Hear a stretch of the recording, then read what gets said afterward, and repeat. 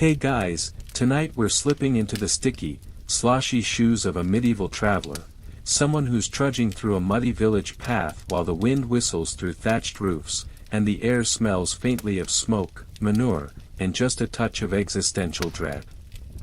It's not a great time to be alive.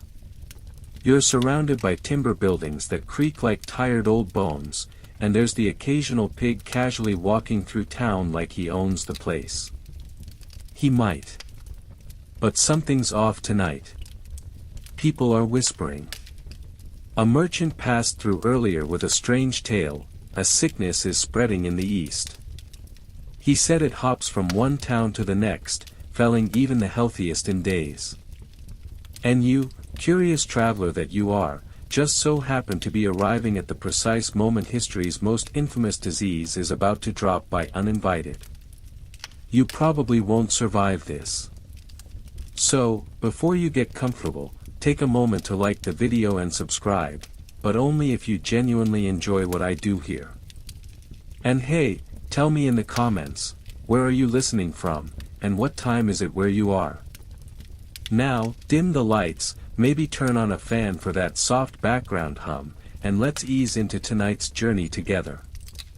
You shuffle past a row of gossiping fishwives, their hands still scaling cod as they whisper about the pestilence they heard about from someone's cousin's monk. The townspeople are suspicious. People always are, but more so now. A few coughs have raised eyebrows. A merchant's boy collapsed just yesterday. Still, the baker's wife insists it's just bad air and too much wine on an empty stomach. Because that's what you do in the 14th century, explain the inexplicable with wine and wind. The truth? The Black Death is already here. You just don't know it yet. You head toward the village square where the market is thinning. You notice more priests wandering around with anxious eyes, clutching rosaries like talismans. The innkeeper you spoke to earlier? He looked sweaty. You chalked it up to the fire. But now you're thinking about the reddish spots you glimpsed on his neck. Maybe it was a rash. Maybe it wasn't. Historians still argue whether the plague entered Europe through Genoese trade ships fleeing a siege in Crimea or via overland caravans on the Silk Road. Either way, the plague is already weaving through ports, cities, and river towns, catching rides on fleas, rats, and sometimes even the sleeves of someone like you. The odd thing? People don't even blame the rats yet. The rat, right now, is still just part of the scenery, scurrying through granaries and nibbling on crumbs, completely unaware he's history's most infamous villain in disguise. He's not the mastermind, though. That credit goes to the flea, a little parasitic anarchist that jumps between fur and skin with reckless glee, carrying Yersinia pestis like a deadly souvenir. And that's the creepy part, you don't even notice it when it happens. One bite, and the countdown begins. At first, you feel a little off, like you didn't sleep well. But by nightfall, your glands are swelling painfully, forming tender lumps the size of eggs near your groin and armpits. Welcome to the wonderful world of buboes. They're not fashionable, but they're very on trend for the time. Meanwhile, your village, like so many across Europe, isn't remotely prepared. Sanitation. Let's just say the town's sewage system consists of whichever alley isn't currently being used. Doctors are a rare luxury, and even when they do show up, they're more into astrology than actual medicine. You're better off with the local herbalist, at least she gives you tea and doesn't try to balance your humors with leeches and a firm slap. As you sit outside the tavern, watching life continue in stubborn normalcy, someone starts coughing behind you. It's a dry, hacking cough, echoing off stone walls. People turn. You turn. The man waves it off, smiling nervously. But that sound is the medieval equivalent of someone yelling fire in a theater. You stand. You move away. You try not to run. A quirky historical tidbit: some people in early stages of plague actually smelled sweet. Yeah, sweet. Like flowers or apples, due to a fever-induced metabolic shift. Of course, soon after that charming floral note came the fever, vomiting, necrotic skin patches, and death. But hey, you'd be the best-smelling corpse on the street. Back inside the inn, you overhear a group of traveling knights arguing whether they should turn back. One mutters that cities are falling. Another claims it's divine punishment for pride. That's a popular theory.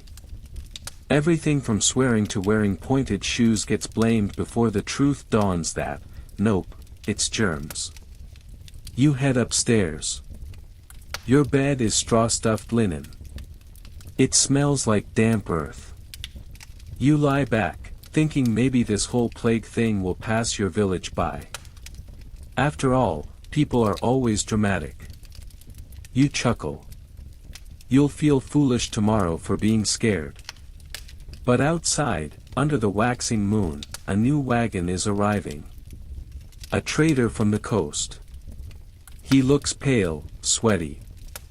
He unloads a crate of salted fish and stumbles once, grabbing his side.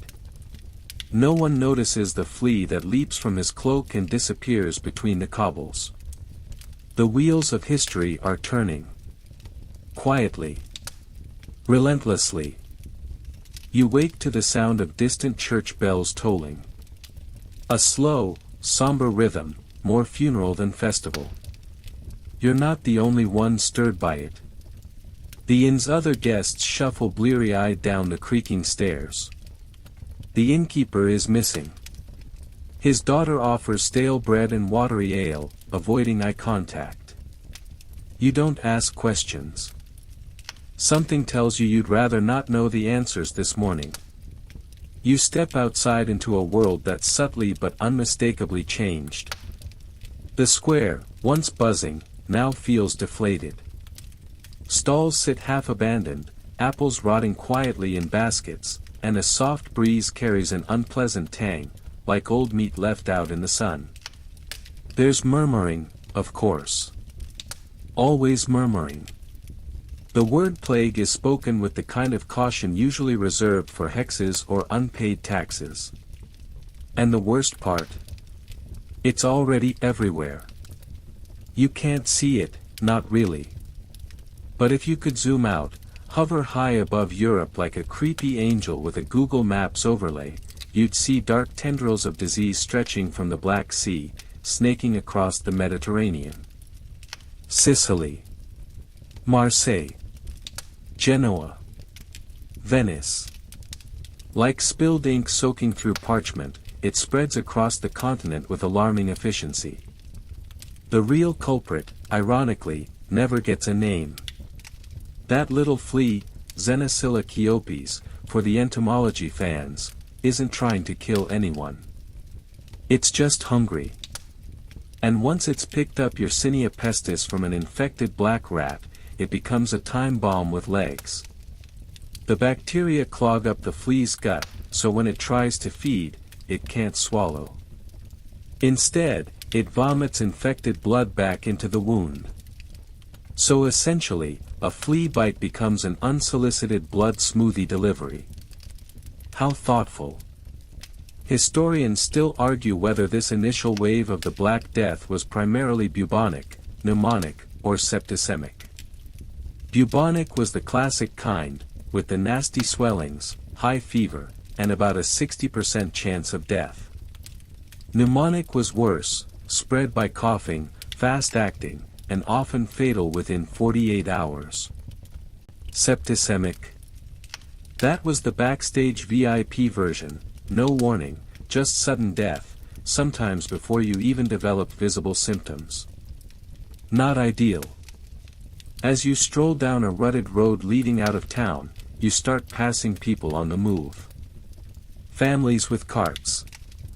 Priests muttering prayers. Children wrapped in damp cloaks. They're fleeing, but no one's quite sure where to. Maybe to another town. Maybe to a monastery. Maybe to nowhere in particular. Just, away. Away from the bodies. And oh, the bodies are starting to show up. Not many, not yet. But one is curled beneath the bridge, a man who had no family left to claim him. Another slumps against the church wall, her face covered with a cloth someone tied there out of pity. You see the priest, young, no older than you, bless her quickly before walking on, holding his breath the whole time. You'd think people would stay home, avoid each other. But no, not always. Some decide if death is coming, they might as well go out in style. Taverns fill with rowdy laughter, wine flows freely. People are dancing, gambling, even confessing old sins with dramatic flair. There's an almost carnival energy in pockets of Europe, doomed joy, as if the apocalypse should be celebrated with a bit of drunken poetry and questionable choices. And then there are the others. The ones who fall silent. Who barricade themselves inside homes, nailing shut the doors. Some hang bundles of sweet herbs near the windows, believing it will purify the air. A few carry pomanders, little metal balls filled with spices, clutching them to their noses like portable sanctuaries. It's not entirely irrational. After all, the miasma theory is big at the time, the belief that disease travels through bad air. That stench you noticed earlier? People think that's the enemy. So they burn incense, or walk through the streets with rosemary jammed up their nostrils. You try it once. It doesn't help. A quirky historical aside, in some places, people lit fires in the street and even shot cannons into the sky, hoping to cleanse the air. It didn't work, obviously, but it sure added a bit of smoky flair to the chaos. Back in the village, the plague is now undeniable. The baker is dead. His wife too. Their teenage son was last seen running for the woods, sobbing. The priest offers daily mass for dwindling crowds. You attend one. It's half prayer, half therapy session. Someone sobs loudly at the back. No one turns around. By now, the disease has become something more than biological. It's cultural. It's inside people's minds. You hear whispers that this is God's punishment. Others say it's a judgment for the Crusades. Or for vanity. Or for eating meat on Fridays. Some think it's the alignment of the planets, specifically Saturn, Jupiter, and Mars. Astrologers are suddenly very popular, as are prophets, doomsayers, and amateur theologians. Everybody wants answers. Nobody has them. And yet, trade doesn't stop. Because money never does. Ships still pull into port, their crews sometimes reduced by half. Traders show up at market, peddling spices and cloth, even while scratching at their own sores. And still, the disease spreads, via coin, via contact, via a sneeze you didn't dodge fast enough. You spend one evening in a port town, let's say Marseille. It's warmer there, and oddly beautiful even in disaster. Fishing boats bob gently in the harbor. The smell of salt and rotting fish clings to your clothes. Here, they've already set up death zones, homes marked with a painted red cross on the door. You pass one with a faint moan coming from within, but no one goes inside. The moan fades before morning. You sleep that night in a monastery outside the city. The monks offer soup and prayers. One of them, a gentle man with tired eyes, sits beside you and whispers, "It came on the breath of God." Then he touches a pendant at his neck and closes his eyes. The next morning, he doesn't wake up. It's like watching a candle gutter out. One by one. You pack your things and move on. Because what else is there to do? Behind you, the bells toll again. You walk. Because that's what people do when everything around them falls apart. You walk. The road ahead is a ribbon of dirt and puddles, worn flat by cart wheels and the boots of the desperate. On either side, fields lie strangely quiet. You pass a farmer's plot where the crops have grown wild, overripe and unharvested. The scarecrow leans like it's tired of scaring. No one's been here in days. Then the smell hits you. Not just the usual mix of manure and damp hay. This is different. This is rot. You try not to look as you pass a small shack with its door open. Just a glimpse, a pair of feet in the shadows, pale and still. A stray dog trots out from inside, tail low, belly full. You keep walking. It makes more sense now why this thing is spreading so fast. The cities, especially the big ones like Florence, Paris, and London, are perfect for contagion. Crowded, unsanitary, and stuffed with people who still think bathing once a month is showing off. You've been to towns where sewage flows openly through the streets. Where garbage is just something you throw out the window and hope it lands somewhere someone else won't notice. Ideal conditions, really, if you're a bacteria looking to mingle. You remember your last visit to London. So many people. So little space. Entire families packed into single rooms, sharing beds and breath and bad luck. The Thames stinking under the summer sun. But even in smaller villages, like the ones you're passing now, things aren't much better. Chickens wander through kitchens. Wells are shared by the healthy and the dying. And rats? Rats are everywhere. You start seeing them differently now. Less cute, more apocalypse courier. A weird historical detail you come across while talking with a traveling tanner. Some people in German towns genuinely believed that carrying a slice of raw onion in your pocket would absorb the sickness. Others went for garlic. A few even rubbed themselves with vinegar-soaked sponges. You try not to judge. At this point, any plan that doesn't involve bloodletting is starting to sound downright scientific. Still, historians debate how much of the disease was truly spread by rats and fleas. Some argue for a stronger human-to-human transmission rate, especially with the pneumonic strain. Maybe it was both. Maybe it didn't matter. You breathe it in just the same. You stop for the night in a roadside hamlet. It's eerily empty. One cottage has been burned to the ground, intentionally, you suspect. The others are locked up tight. You find a dry spot in a barn and curl up near a few equally weary travelers. One is a washerwoman with hands cracked from lie and wind. She tells you her town's priest blamed the disease on sins of pride. He died 2 days later.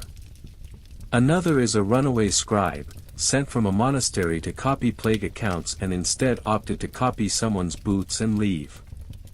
The scribe shares what he's learned from those old records. Some early writers describe the symptoms in terrifying detail: swollen glands, blackened fingers, bleeding from the eyes. Others skipped right to the end: so many dead, they had to bury them in layers like lasagna. It's the third horseman, he mutters, before curling into his cloak. The washerwoman snores softly beside you. Outside, something howls. It could be a wolf. Or just the wind. Morning brings more walking. The terrain shifts, less farmland now, more forest. You start to feel the isolation. Even the birds seem quieter. Eventually, you reach a stone bridge spanning a slow-moving river. It's lovely, in the kind of way that feels inappropriate when you're actively trying not to die. But there, on the far side, you see signs of life. A cart rolls by.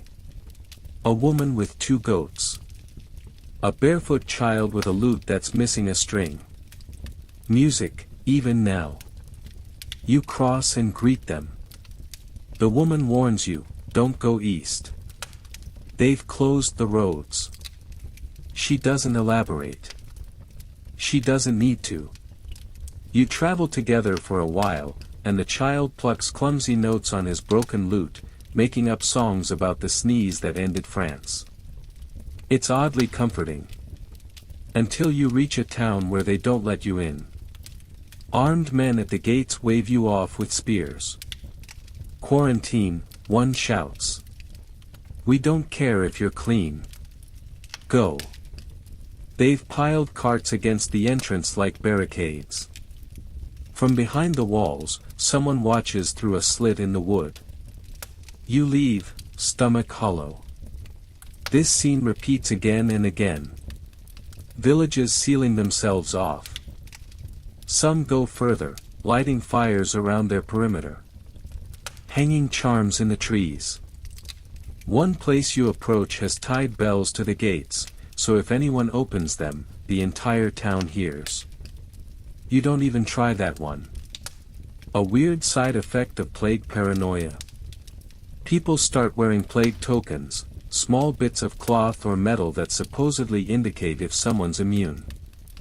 No science behind it, of course. But if you're holding one, you might be allowed inside. You trade a pair of gloves for one.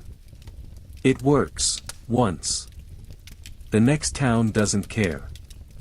They just throw a turnip at your head and tell you to keep walking. You sleep that night under a tree, the sky ink black above you. The stars twinkle indifferently. Somewhere in the distance, you hear another bell. Another warning. Another body. As your eyes grow heavy, you wonder, what would happen if everyone just stopped? Stopped running, stopped fearing. Would it burn itself out? Or would it just sweep clean across the map, erasing names and faces, leaving only bones and stories? You don't get to answer that. Not tonight. You're already asleep. The next village smells like lavender and vinegar. That should be a good sign, but it's not. The lavender's hung from doorways and windows, bunched like limp bouquets, and the vinegar. It's been splashed on everything, door handles, thresholds, even people's clothes. One man passes you drenched in the stuff, his expression blank, eyes glazed. You nod politely and try not to gag on the scent. This is where you finally meet them, plague doctors. You've heard whispers about them for weeks. The beaks are coming, someone said in Marseille. You thought it was just another tavern tale, but now here they are. They do, in fact, wear beaks. Leather robes from neck to toe, wide-brimmed hats, gloves that crunch like paper when they move. The bird-like masks are the most disturbing part, long, curved snouts stuffed with herbs and sponges to filter the air. It's unsettling, like being treated by a fashionable vulture. The doctor you meet doesn't talk much. Just grunts and points with a stick, a long one, like he's poking at a diseased hedgehog rather than a person. You're not sick, so he waves you on without further ceremony. Later you find out the stick is used to examine patients without touching them, or, if necessary, to keep them from getting too close. Social distancing with style. Despite their spooky appearance, plague doctors weren't exactly medical marvels. Most were hired by cities to count the dead and write grim notes about who croaked where and when. They rarely had any formal medical training, though that didn't stop them from prescribing things like unicorn horn powder, crushed emeralds, or, if they were feeling practical, a good bath. None of it worked, of course, but hey, at least they tried. Historians still argue whether the plague doctors were helpful or just ceremonial. Some think they were symbolic, a way for towns to say, see, we're doing something. Others believe they truly thought they could fight the disease. Either way, their legacy stuck. You still see their masks at Halloween, or awkwardly at steampunk conventions. You pass one doctor kneeling beside a small girl lying in the road.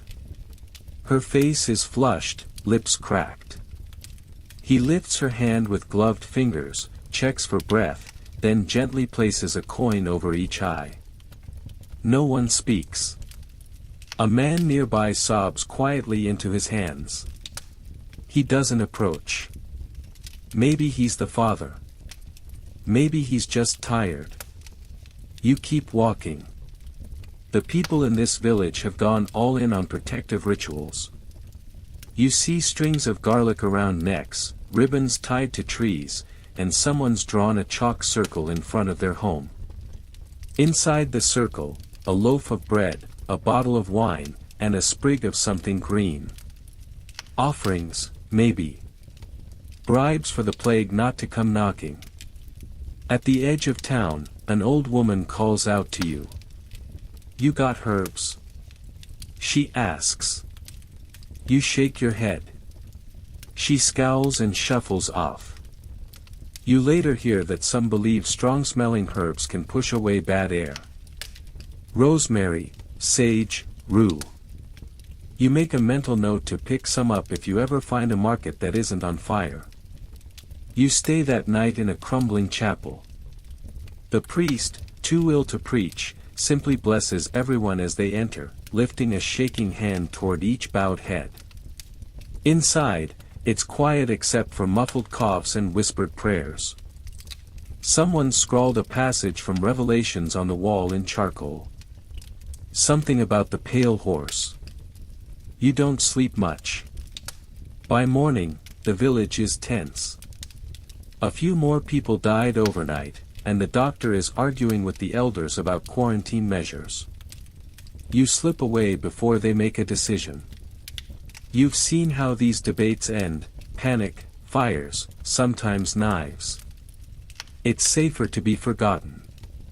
A quirky detail you hear from a traveling minstrel on the road: some people tried strapping live toads or chickens to their buboes, believing the animals would suck out the poison. They usually died faster than the people, he says cheerfully, plucking at a lute string. But it made for good songs. He strums a few lines of one, something about a chicken named Gertrude who tried her best and failed nobly. He walks with you for a while. He's not very good, but it's nice having music again. You pass a field where someone's left food offerings on a stone: bread, milk, a dead squirrel. You don't ask. The minstrel tells you plague doctors sometimes carried amulets or wore rings with inscriptions from saints. One even had a charm etched with a phrase that loosely translates to plague: "Stay out of my beard." It didn't help. The beard didn't survive either. Further down the road, you pass a plague cart. It's being pulled by two gaunt horses, led by a man with hollow cheeks and calloused hands. The cart's contents are exactly what you think. Bodies stacked like firewood, some wrapped in sheets, others not at all. The man doesn't look at you. He's singing something under his breath. A lullaby, maybe. You turn off the road after that. You need a break. You find a hill with a view of the valley below. It should be peaceful. It is peaceful, if you ignore the smoke rising from the village in the distance. You sit, eat a heel of bread, sip from your water skin, and wonder if any of this will ever end. If there will be anyone left to tell the story. To laugh at the weirdness, cry at the losses, and maybe, just maybe, figure out how to stop it next time. For now, all you can do is keep walking. The road is quieter today. You pass fewer travelers. Maybe they've all reached their destinations. Or maybe they've run out of road. Either way, you're alone again, boots scuffing dirt, your breath the only rhythm in the still morning air. Then you hear it. Singing. high, strained, and carried on the wind, like something between a hymn and a wail. You follow the sound, not out of curiosity, exactly, but because it's better than walking in silence. You crest a small hill and stop. There they are. A line of people, dozens of them, barefoot and draped in rough wool, marching in a slow circle in the village square. Their backs are bloody. Some are weeping. Others are blank-faced, lost in trance. They chant in Latin between gasps, swinging ropes against themselves with each step. The whips snap against skin with soft, sickening rhythm. The flagellants. You've heard rumors of these processions, roving bands of penitents who believe the plague is divine punishment, and the only way to stop it is to suffer publicly and thoroughly. They walk from town to town in groups of 33, symbolizing the years of Christ's life. They chant, pray, whip, and repeat. And while their devotion is impressive, you can't help but feel uneasy. There's something almost feverish about it, even cult-like. You keep a respectful distance as they finish their ritual. A few collapse in exhaustion. Others move toward townsfolk with holy books and wide eyes, offering prayers, cures, and more whips. One tries to give you a pamphlet. You decline. Gently. Historians still argue whether the flagellant movement helped or hurt the situation. On the one hand, they spread religious passion like wildfire, on the other, they also spread disease. Large, sweaty groups of unwashed people traveling together, sharing food, blankets, and body fluids. It doesn't take a modern epidemiologist to spot the problem. And yet, people flock to them. You see villagers kneeling in the dirt, pleading for blessings. One woman hands over her only loaf of bread. A boy gives them a rabbit. People want miracles, and they'll take them from anywhere. A strange side effect of this panic. Music. You notice a sudden burst of weird religious tunes and hastily written plague songs, often grimly upbeat. One child sings a version of Ring Around the Rosie, which, as it turns out, has very little to do with the plague historically, but that doesn't stop anyone from humming it ominously while skipping in circles. Sleepy folklore or gallows humor? Hard to say. You walk on, passing through the edge of the village. Most doors are shuttered. A few hang open, swinging gently in the breeze. You see someone nailing a notice to the church door. You squint. It's a list of names. Dead. Dying. Missing. The priest is gone. Probably among the names. Further on, a man sits in the dust surrounded by onions. Dozens of them.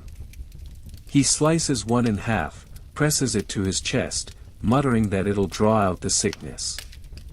You don't have the heart to tell him he's just inventing salad. A woman nearby smears mustard seed paste onto her neck, grimacing through the burn. Another wears a pouch of crushed sapphire around her neck. Keeps your soul cool, she insists. You're tempted to ask how it's working out. One quirky trend you hear about from a passing friar is plague poetry. People start composing grim verses on walls, parchment, and sometimes corpses. A merchant's cart bears the scrawl, "I sold silk, now I wear rags / death follows me, filling bags." Not exactly Shakespeare, but it gets the point across. The friar also tells you about recent attempts at containment. Some towns now have watchmen posted at every entrance, locals who've been paid to keep travelers out. Paid in food, mostly. A few carry spears. You reach one such village by nightfall, where 2 guards block your way with crossed sticks. Outsiders don't come in, one says. Even clean ones. "I'm not sick," you try. He squints. That's what they all say. They offer a compromise: you can stay in the stable outside the walls. It's not comfortable, but the straw is dry, and the cows are mostly polite. You settle in beside a few other castaways. One of them is a merchant's apprentice who left the city when his master died, with all the keys, he adds with a wink. Another is a nun who's removed her habit. God's too busy for uniforms now, she mutters. She tells you how people have stopped burying the dead in proper cemeteries. There's just too many. Now it's ditches, pits, burned fields. The Pope, she says, even gave permission to consecrate mass graves. Just shovel them in and say a prayer. Move on. The apprentice speaks of plague ships, vessels full of rotting corpses, abandoned and floating in harbors because no port will claim them. One rumor says a ghost ship landed in Norway with no living crew. You laugh. He doesn't. By morning, the village behind the wall is silent. The guards are gone. You peek through the cracks in the wooden gate. No movement. No smoke. You decide not to enter. Some things are better left unexplored. You keep walking. The landscape shifts again: low hills, wide skies, the occasional monastery dotting the horizon like a stone afterthought. One lets you in. The monks there wear masks soaked in wine and sing hymns at every hour to keep themselves calm. They feed you barley stew and speak gently, almost in whispers.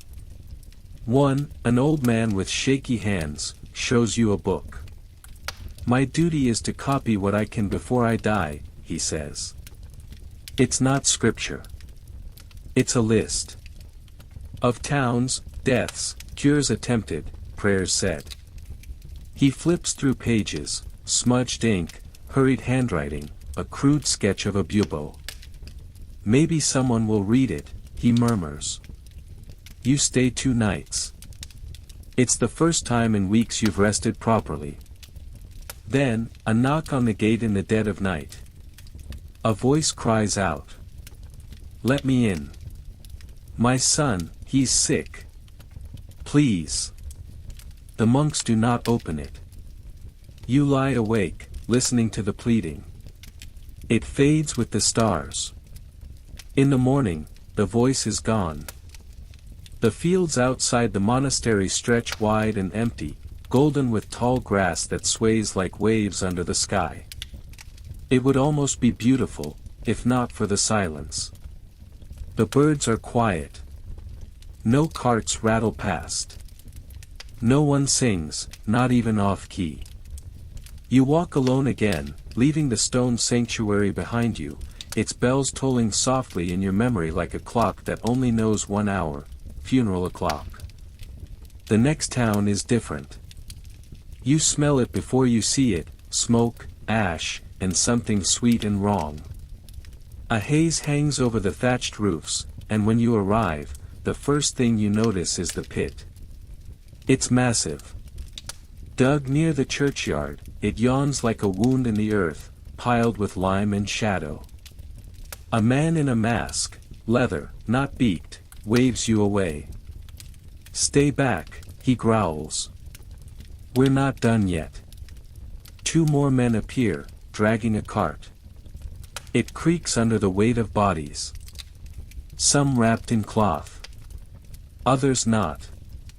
A child's bare foot hangs limply over the edge. You look away as they tip the cart, the sound of limbs tumbling into the pit sharper than it should be. Then, the lime. A white powder dumped like flour onto a cursed recipe. You take a step back, nauseous. This is no longer just a disease. This is infrastructure. Systems of death. People move like ghosts here. Quick, quiet, eyes to the ground. A woman clutches a baby swaddled in wool, her face streaked with ash. You want to ask if the baby's alive, but something in her expression stops you. You nod instead. She nods back. The exchange of grief requires no conversation. The grave diggers wear scarves soaked in rosewater. One mutters that it helps with the smell. Another wears a dried orange peel strapped under his nose. It's not working. You notice something odd, a group of men digging not one, but 3 pits. Why 3? You ask. One pauses to lean on his shovel. One for the poor. One for the clergy. One for anyone important. He spits into the dust. Even now, there's a system. Historians still argue about how many mass graves were truly dug and how often they were used. In big cities like London or Florence, records show bodies were often buried in communal trenches during plague peaks, but some rural areas may have simply burned corpses or left them to decay in abandoned homes. The truth is murky, because so few live to write it down. You pass the church. It's locked. A sign tacked to the door reads, "Closed by order of death." The priest, you hear, was one of the first to go. Instead, people gather in the square to pray. Not together, though. In small groups, a few at a time. Like superstition has become crowd control. Some kneel.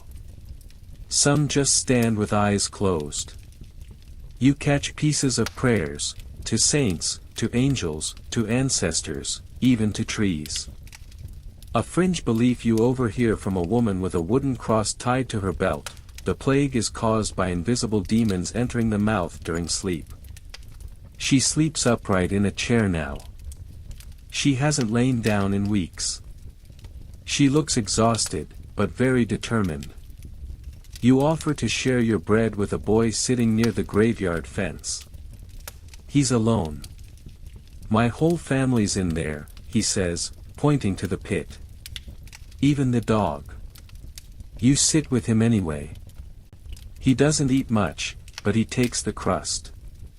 "Thanks," he whispers. "I just wanted something that wasn't burned." There are other solutions being attempted here, too. One man claims to have invented a mask of perfect protection. It's just a bucket with holes punched in it.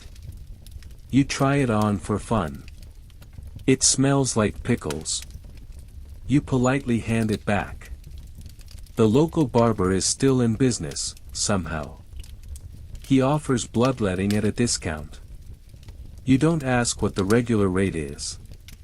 He gestures to a pile of rags in the corner of his hut, stained and steaming. "Those were good patients," he says. "Real bleeders." You back away slowly. Still, this town tries. They're building a new oven for cremations. They've started painting red marks on doors, sometimes a cross, sometimes just an X. One home has so many marks it looks like a failed game of tic-tac-toe. You pass by quickly. A quirky tidbit from a woman selling candles, beeswax, she insists, is the only safe flame in a sick room. Tallow makes the spirits restless. They follow the smoke, she whispers. You buy a candle out of courtesy. It's lopsided and slightly sticky. That night, you're invited to sleep in a stable again, this one warmer, filled with the breath of animals and the low hum of tired sighs. A shepherd, a weaver, a thief pretending to be a tailor. You all sit in a rough circle and share what little you have: moldy cheese, dried figs, half a song. Someone asks, "Do you think God is watching this?" Someone else replies, "If he is, I hope he's taking notes." You dream of bells. In your dream, they toll for you. When you wake, the sun is pale, like it's tired too. You leave before the others stir. There's no one to say goodbye to. You take a side path, one less worn. It leads through quiet woods, away from the smoke. The birds sing a little here. Just a little. Enough to remind you that the world isn't entirely broken. Not yet. Then, far in the distance, another bell rings. Always the bells. The trees thin, and the road widens into a crooked track, hugging the edge of a sluggish river that smells of silt and secrets. The sun filters through clouds like it's unsure whether to shine or sulk. You follow the current downstream, where stories travel faster than feet. Today's story, blame. Because when death knocks on every door, someone has to answer for it. You pass a small hamlet where the buildings lean together like old gossiping women. But there's no one talking. In fact, there's no one visible at all. You step carefully through the main lane and stop when you reach the square. The well is full of stones. You pause, trying to piece it together. Then you see the sign, freshly scrawled in charcoal, "Poisoners, stay out. No more murdered water." There it is. Fear becoming accusation. The plague doesn't make sense to most people. They don't know about fleas or bacteria or the delightful horrors of Yersinia pestis. What they know is that their neighbors are dying, and someone must be doing it. Someone they already didn't trust. Someone different. You find out what happened here from a surviving tanner, hiding in the loft of a barn. He tells you the town turned on its Jewish community. Blamed them for poisoning the well. Claimed they had magic powders and satanic bargains. He saw the mayor hand out torches. Now the well is full of rocks and silence. This wasn't isolated. Across Europe, especially in Germany and France, Jewish communities became targets of violent blame. In Strasbourg, hundreds were burned alive. In other towns, they were driven out, imprisoned, or simply vanished without explanation. Some officials tried to stop it, some even punished the rioters, but many turned a blind eye or even encouraged the chaos. Historians still argue to what extent the church and nobility permitted or promoted these massacres. Some sources say the Pope issued edicts condemning the violence. Others say local authorities quietly supported it, seeing an opportunity to confiscate property and settle debts. Either way, thousands died, not from disease, but from fear turned weapon. A fringe theory you overhear on the road blames lepers. Yes, lepers. Some claim they're part of a plague-spreading conspiracy, throwing powders into rivers at midnight. You imagine a society of lepers in cloaks, meeting under full moons like medieval Batman villains. But jokes aside, people were executed for these accusations. Paranoia spares no one. You continue walking, but the tension follows. The next town you reach has posted signs on the trees. Not warnings about sickness, but lists of suspicious behavior.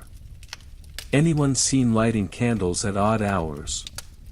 Speaking a foreign language? Owning strange herbs? A woman is being held in the stocks when you arrive. She has 3 cats. That's apparently too many cats. You speak with an apothecary in a dusty corner of the market. He's careful, soft-spoken, and always glancing over his shoulder. "They burned my neighbor," he says, because he brewed his own oil blend. For cleaning. He hands you a small pouch, lavender, mint, and wormwood. "Burn this if you start coughing." You pay with a silver button and a half loaf of bread. In a tavern that night, if it can be called a tavern, it's more of a big shed with mead. You listen to the patrons. They talk about omens now. Of comets, strange dreams, chickens laying eggless shells. One man swears he saw a cow speak Latin. Someone else says the ground near the churchyard moved on its own. superstition is sticky. It clings harder than facts. A traveling friar at the next table clinks his cup against yours and toasts the end times. He tells you people are being accused not just of poisoning but of calling the plague, summoning it with curses, rituals, or even badly timed sneezes. You joke that you've sneezed 3 times today. He doesn't laugh. You leave early the next morning, but not before passing the woman in the stocks again. Her cats are gone. She's crying quietly. You slip a bit of water into her hand and walk away before anyone sees. Blame wears different masks in each place you visit. In one village, a group of foreigners, traders from the east, were driven out with sticks and rocks. In another, it was a band of musicians. Their songs invite the plague, someone said. You consider how ironic it would be if the loot were lethal. You come to a place where crosses have been painted on doorways not to mark sickness, but safety. Blessed. Pure. Faithful, someone explains. God won't strike here. It feels more like a target than a blessing. The lines between fear, faith, and fury have completely blurred.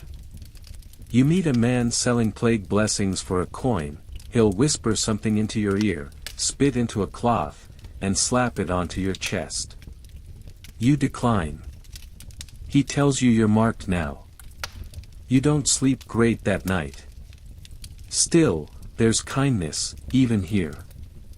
You're offered soup by a widow with bandaged hands. She has little left, but she gives freely. You share your candle with a boy who's afraid of the dark.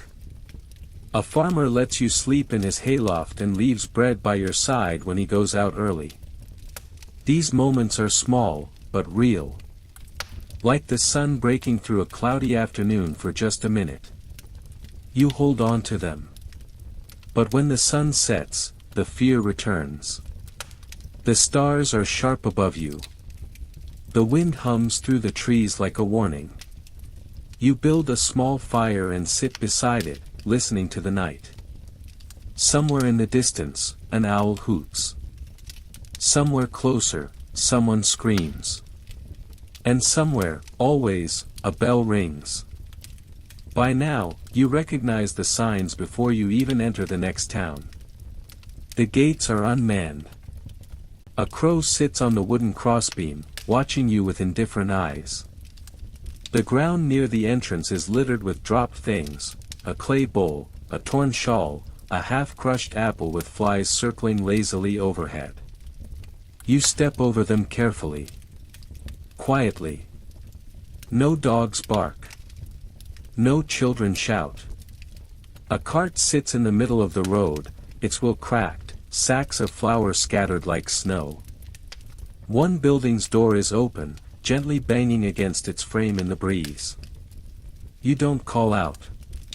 You already know. This town is empty.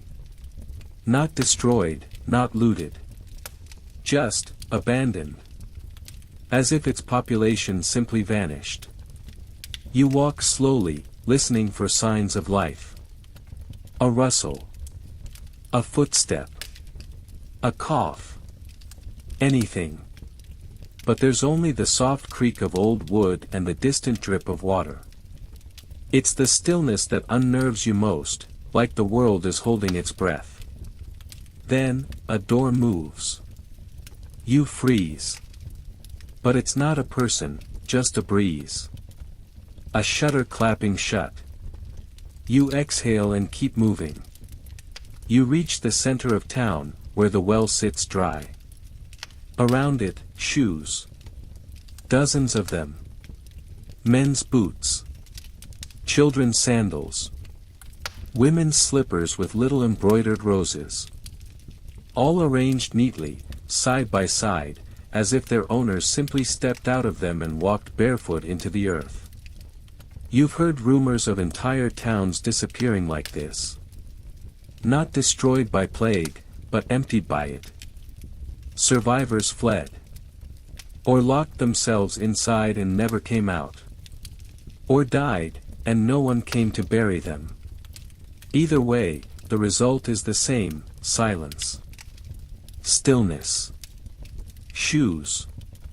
Historians still argue about the extent of these plague ghost towns. Some claim records were lost, entire villages wiped off maps. Others argue the scale was exaggerated by chroniclers caught up in the drama.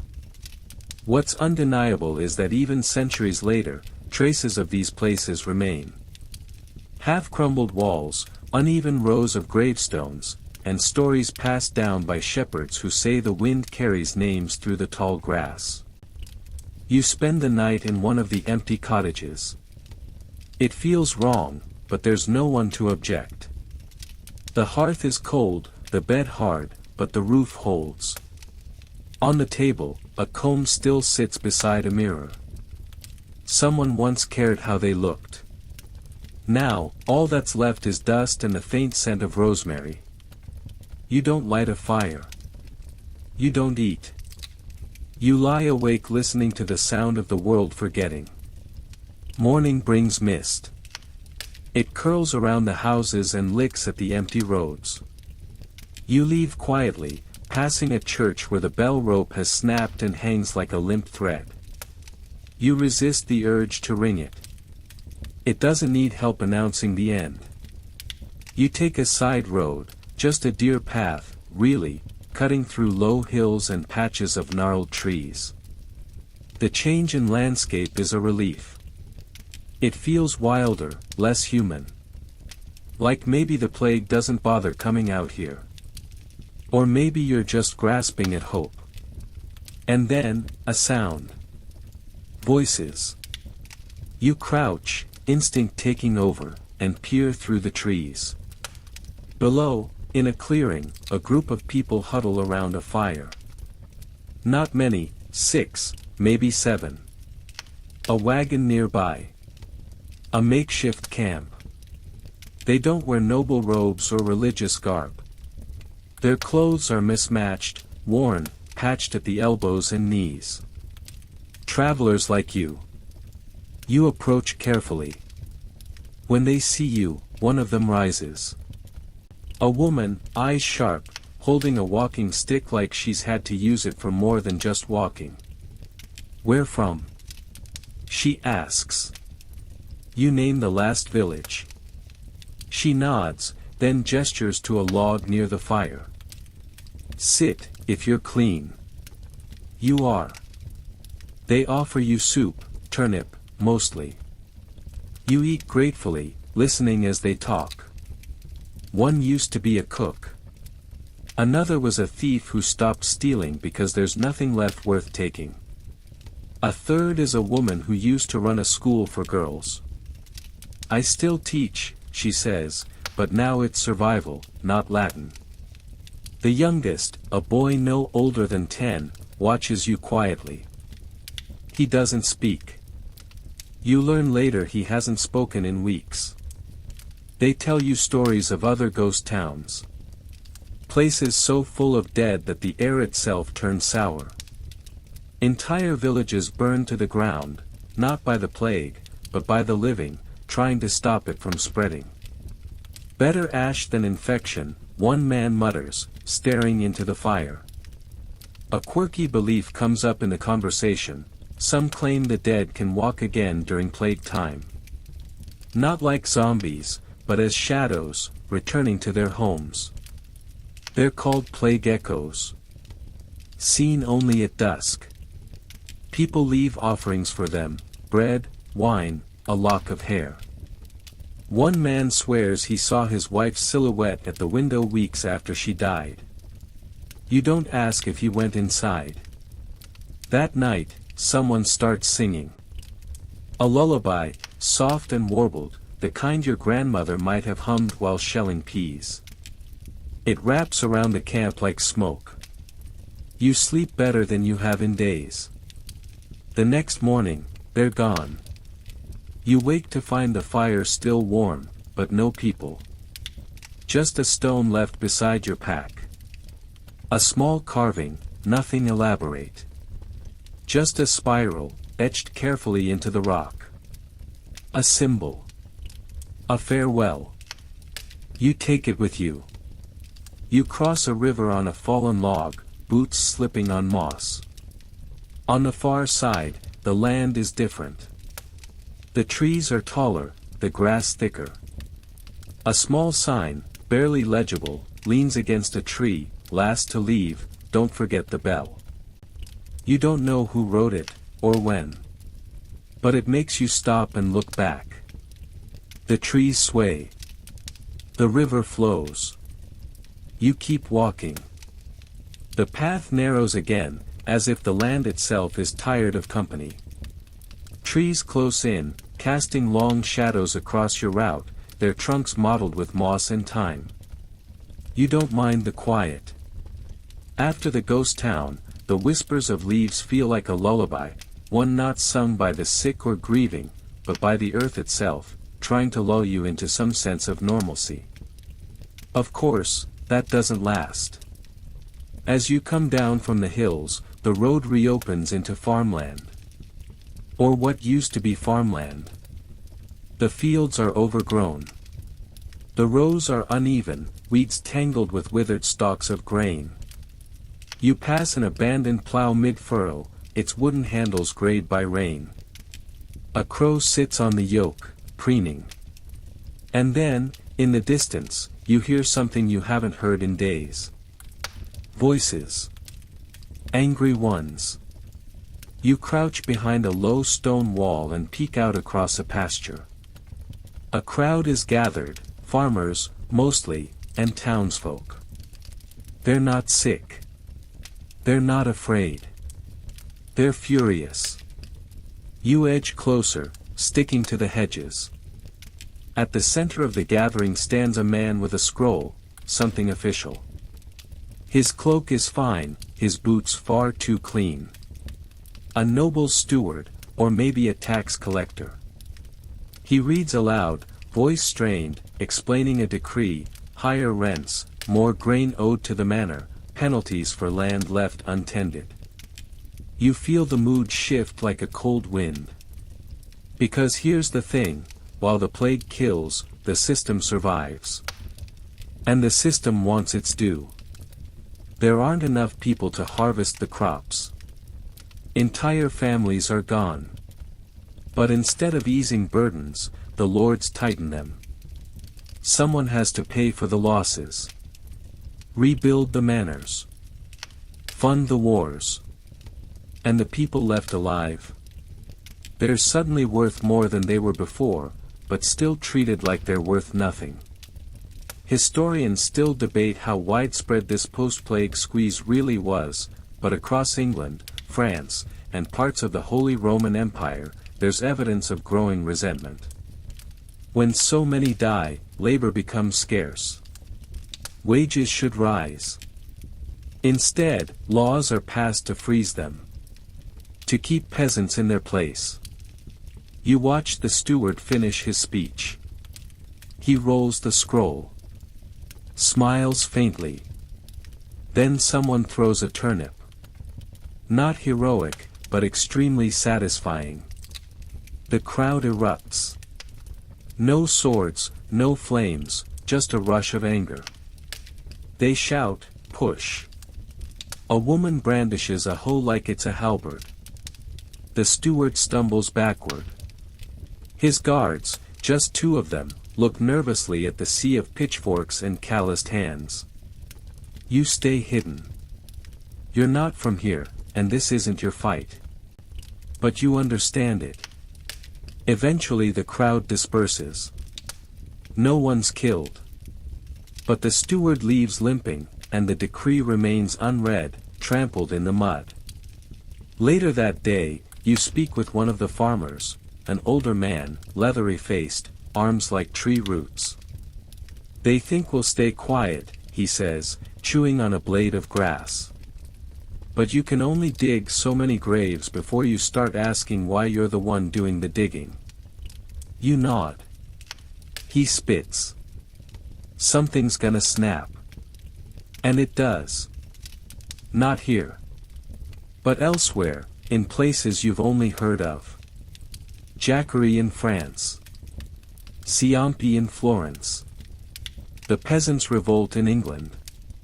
People who lived their whole lives under the boot finally stand up, and kick. You hear whispers about it in roadside taverns. Rumors carried by cart drivers and traveling monks. They burned a manor. They beheaded a lord. They marched on the capital. It never ends well. The lords have armies. The kings have strategies. But for a brief, thrilling moment, the people believe they have power. You walk with a small band of such believers for a while, disgruntled farmhands turned wanderers, preaching fairness like it's gospel. One tells you he wants to live in a world where no man owns another. Another dreams of land for all and taxes for none. Their dreams are larger than their bread supply, but their hope is a fire worth sitting beside. They teach you a marching song. It's mostly about mud and unfair rent, but the chorus is catchy. A quirky rebellion tactic you learn from a cheerful young widow, stuffing dead animals down noblemen's wells. Nothing says fair wages like a raccoon in your drinking water, she grins. You choose not to question where she got that many raccoons. Of course, not everyone supports these uprisings. You pass a village where the peasants tried to storm the manor house. It didn't end well. The house still stands, sooty, but intact. A warning nailed to the door reads, "This is what happens to disobedience." Below it hangs a single, empty noose. You don't stay there. Still, something's changed. Even in towns untouched by revolt, you hear it in the way people talk. They no longer say if we survive, but if we rebuild. There's a difference. One is desperate. The other is defiant. Even the local nobility seems nervous. A castle you pass has doubled its guards. The drawbridge stays up all day. The gatekeeper doesn't meet your eyes. Fear of plague is slowly being replaced by fear of people. One night, you sit beside a fire with a scholar who's writing a treatise on the plague as social catalyst. He uses long words like feudal disruption and economic recalibration. You nod politely between bites of dried meat. He pauses. Do you know what it's really doing? You wait. It's teaching people that death doesn't discriminate, but privilege still does. You both sit in silence for a long time after that. Then, he starts coughing. You don't sleep well that night. By dawn, he's gone. His pack remains. You leave it untouched. You walk alone again, past fields of unharvested barley and scarecrows that watch you pass like silent judges. Somewhere in the distance, another crowd is gathering. Another steward is unfurling a scroll. And in some other town, someone's picking up a pitchfork, not to farm, but to remember what it feels like to fight. The road is getting busier again. Not with merchants, not with priests. With people like you, on foot, carrying little, talking less.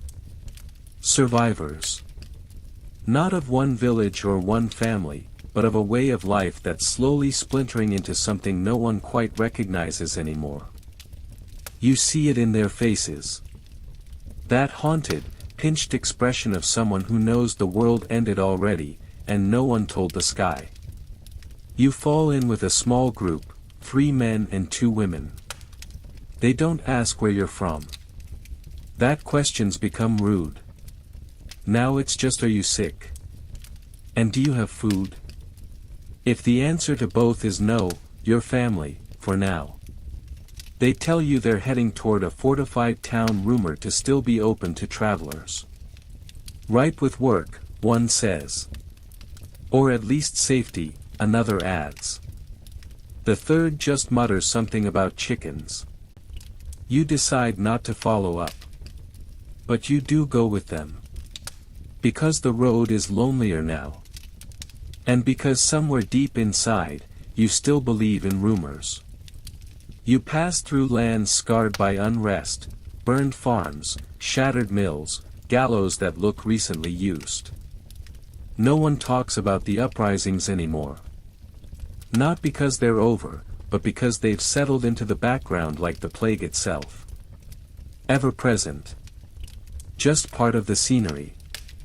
And then, one morning, you crest a hill and see it. Not the town. A battlefield. Or rather, what's left of one. It's not massive, maybe a skirmish, maybe a botched revolt, but the result is the same. The bodies haven't been cleared. You stop counting after 30. Horses, too. The crows are efficient. Someone's draped a flag across one corpse's chest. You can't tell what it once meant, mud and blood have bleached the colors. The stench is unholy. You try to breathe through your sleeve, but it doesn't help. One of your companions vomits. Another whispers a prayer that sounds like it's half apology, half spell. You keep walking. Slowly. Carefully. One misstep and your boot squishes into something you'll never mentally unfeel. A strange detail, many of the soldiers wore mismatched armor. A few didn't wear armor at all. Spears made of broomsticks, shields hammered from old doors. It wasn't a professional army. This was desperation given a sword and a slogan. You wonder who they were fighting. You wonder if it mattered. Historians still debate how much medieval warfare was changed by the plague, not just the battles themselves, but the people fighting them. Feudal levies fell apart as villages emptied. Mercenary companies surged in importance, fighters for hire, loyal to gold more than flags. War didn't stop. It just got messier. You reach the next town by dusk. It's surrounded by a wooden palisade, more fence than fortress. A guard calls down from a platform. Show your arms. You're confused at first, then realize he means your forearms, checking for buboes. You roll up your sleeves. So does the rest of your group. You all pass. Inside, it's tense. People walk with purpose, heads down, no idle chatter. The streets are lined with signs, rules posted in ink and nailed to walls. No touching. No sharing cups. No loitering after dark. The last one's underlined 3 times. A baker offers you bread, but won't take your coin directly. Put it in the bowl, she says, nodding toward a wooden box. Then pick from the basket. Don't touch anything else. You do as you're told. The bread's dry, but warm. The warmth tastes better than the crust. This town, at least, seems functional. There are guards. Rules. Even a posted schedule for waste disposal. They burn it now, someone tells you. Less rats. Fewer ghosts. You don't ask if they mean literal ghosts. The local church is still open, but the pews are spaced apart and everyone wears cloth masks. A priest preaches through one, voice muffled. God is watching, he says. He wants to see who listens when it's hardest. You stay near the back.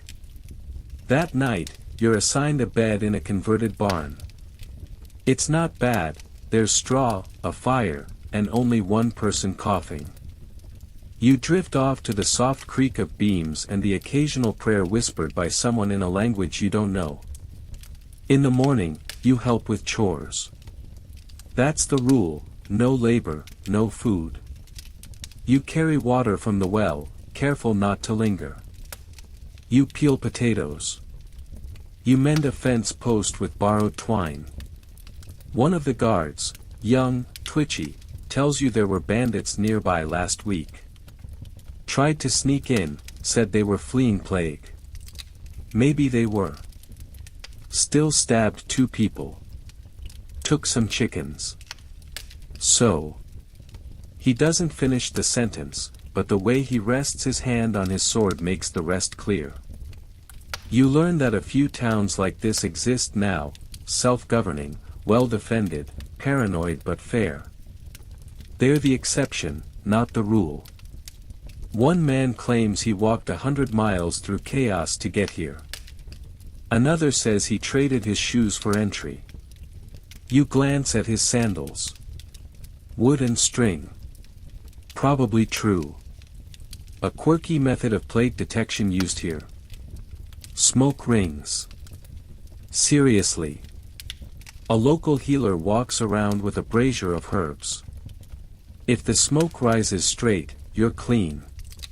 If it curls or flutters, quarantine. No science behind it, but people obey. Historians love this stuff, moments when communities tried to build control out of chaos. Some succeeded. Others failed spectacularly. But it all points to something deeper. Even in the face of total collapse, people want order.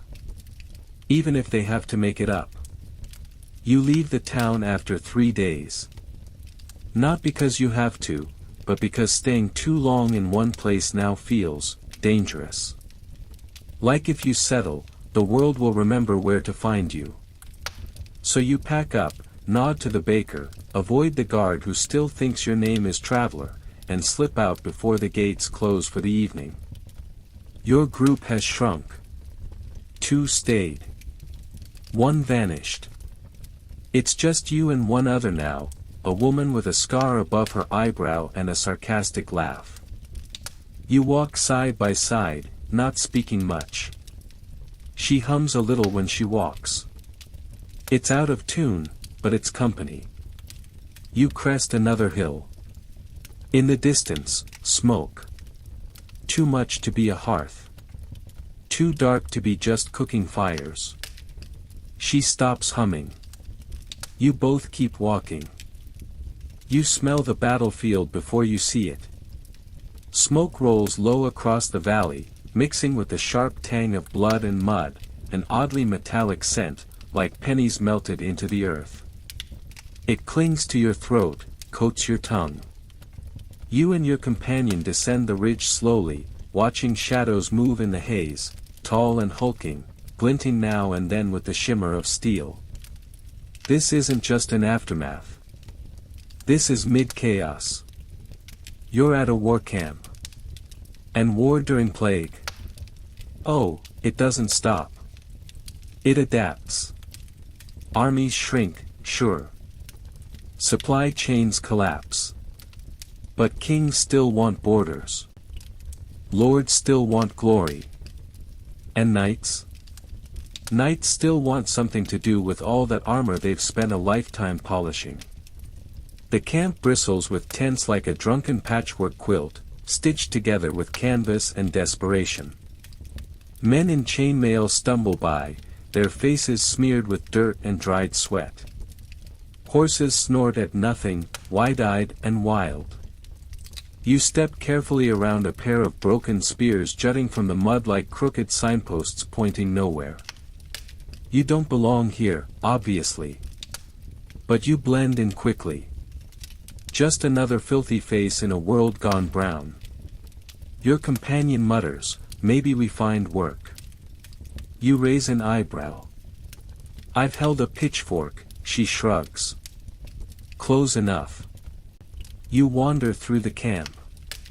In a cleared space near the center, knights practice drills. Their armor clinks like a bag of spoons. One stumbles, his greaves too heavy, his arms too tired. Another curses as his visor jams. You watch as a squire douses a knight's helm in vinegar for health. It makes him smell like an angry salad. You hear shouting. At the far end of the camp, a commander addresses a group of soldiers. No more retreats. He bellows.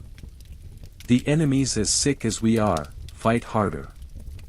Which, honestly, is one way to motivate people with festering blisters and untreated wounds.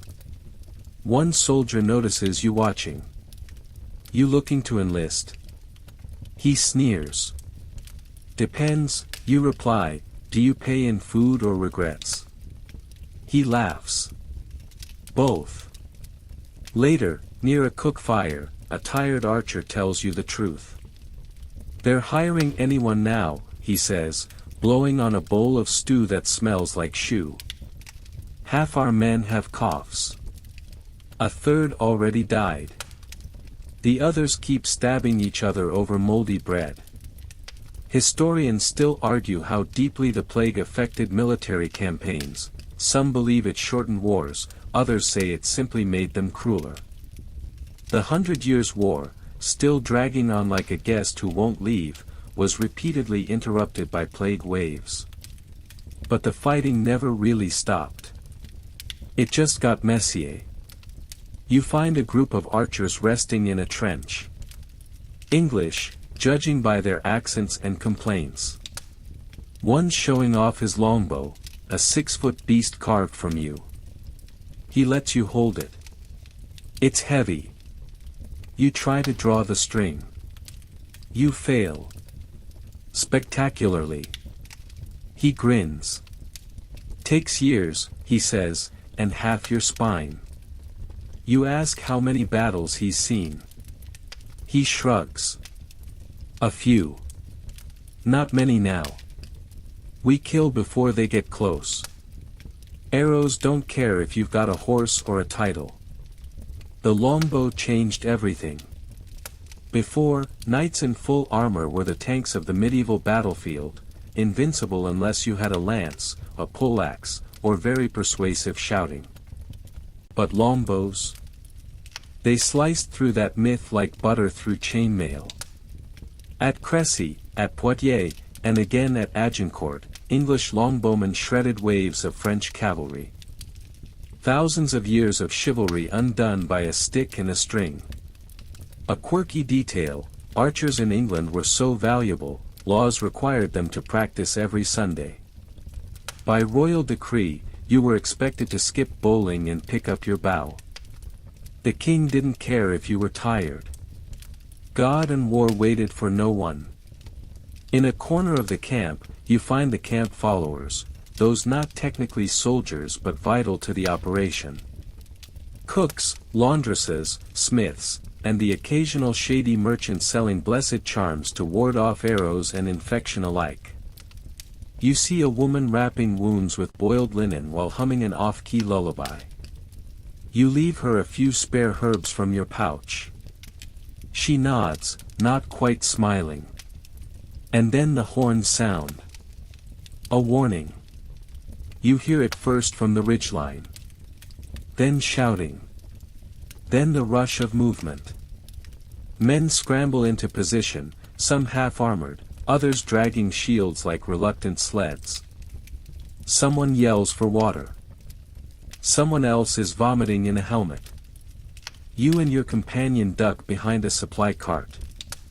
And just like that, the battle begins. Not a glorious charge. Not music and banners. Just shouting. Screaming. The clash of steel on steel. You peek from cover. Across the field, a line of soldiers, dirty, exhausted, probably just as scared, advance with halberds raised. They don't look noble. They look like butchers. Farmers. Former rebels, maybe. No one fights clean anymore. One knight charges and is immediately pulled from his horse and trampled. Another loses his helm and keeps swinging, face bloodied, mouth foaming. Arrows streak across the sky like flocks of angry birds. One lands near you with a dull thump. Your companion says flatly, "This is stupid." You agree. Historians love to paint these moments with poetic brushstrokes: bravery, sacrifice, turning points. But the truth is more mud and bad decisions. War during plague was war stripped bare. No fancy feasts, no songs after. Just survival. And often not even that. Eventually, the fighting ebbs. No real winner. Just fewer people breathing. The field is littered again. You stay low. You don't look too long at anyone's face. Later, while searching for food, you find a half-buried helmet and inside it, a note, "If you find me, tell and I meant to come home." You fold it gently and place it under a stone. There's nothing else to do. That night, the camp is quieter. Not solemn, just tired. You sit by the embers of a fire, eating bread so stale it could be weaponized. Your companion finally says, "We should leave tomorrow." You nod. One of the knights passes by, limping, his armor dented like a kicked can. "Still alive?" He says, more to himself than to you. "Barely," you reply. He keeps walking. Above you, the sky hangs heavy and red. Below, the earth drinks everything. You leave before dawn. The camp is still half asleep, soldiers snoring in tents, fires burned down to crumbling coals, a stray dog licking blood off a dropped gauntlet. You and your companion move quietly, stepping over discarded arrows and broken blades. She doesn't say much, but when the road curves away from the battlefield, she lets out a breath that sounds like relief. "Knights are overrated," she mutters. You agree, but with a little more sympathy. They've built their whole lives around rules that don't work anymore: chivalry, loyalty, armor thick enough to turn a man into a boiled lobster. In a world shaped by disease and hunger, all that pageantry starts to feel a bit performative. You spot one such performance an hour later. A castle rises on the horizon, tall and stubborn, surrounded by a wide, murky moat. It looks impressive until you get closer and realize half the drawbridge is rotting and one of the towers leans at an angle that would make any architect sweat. Still, a castle is a castle. And curiosity's always louder than caution. You approach. A guard on the wall squints down at you. "What's your business?" "We're not sick," you call. "Not what I asked." You consider saying something clever, but your companion just shrugs and yells back, "Looking for a roof and not picky." That works. The bridge lowers with a dramatic groan, and you cross into a courtyard that smells like burnt wood and wet stone. Chickens strut like they pay rent. A black cat watches from a ledge with unsettling intensity. Inside, things are odd.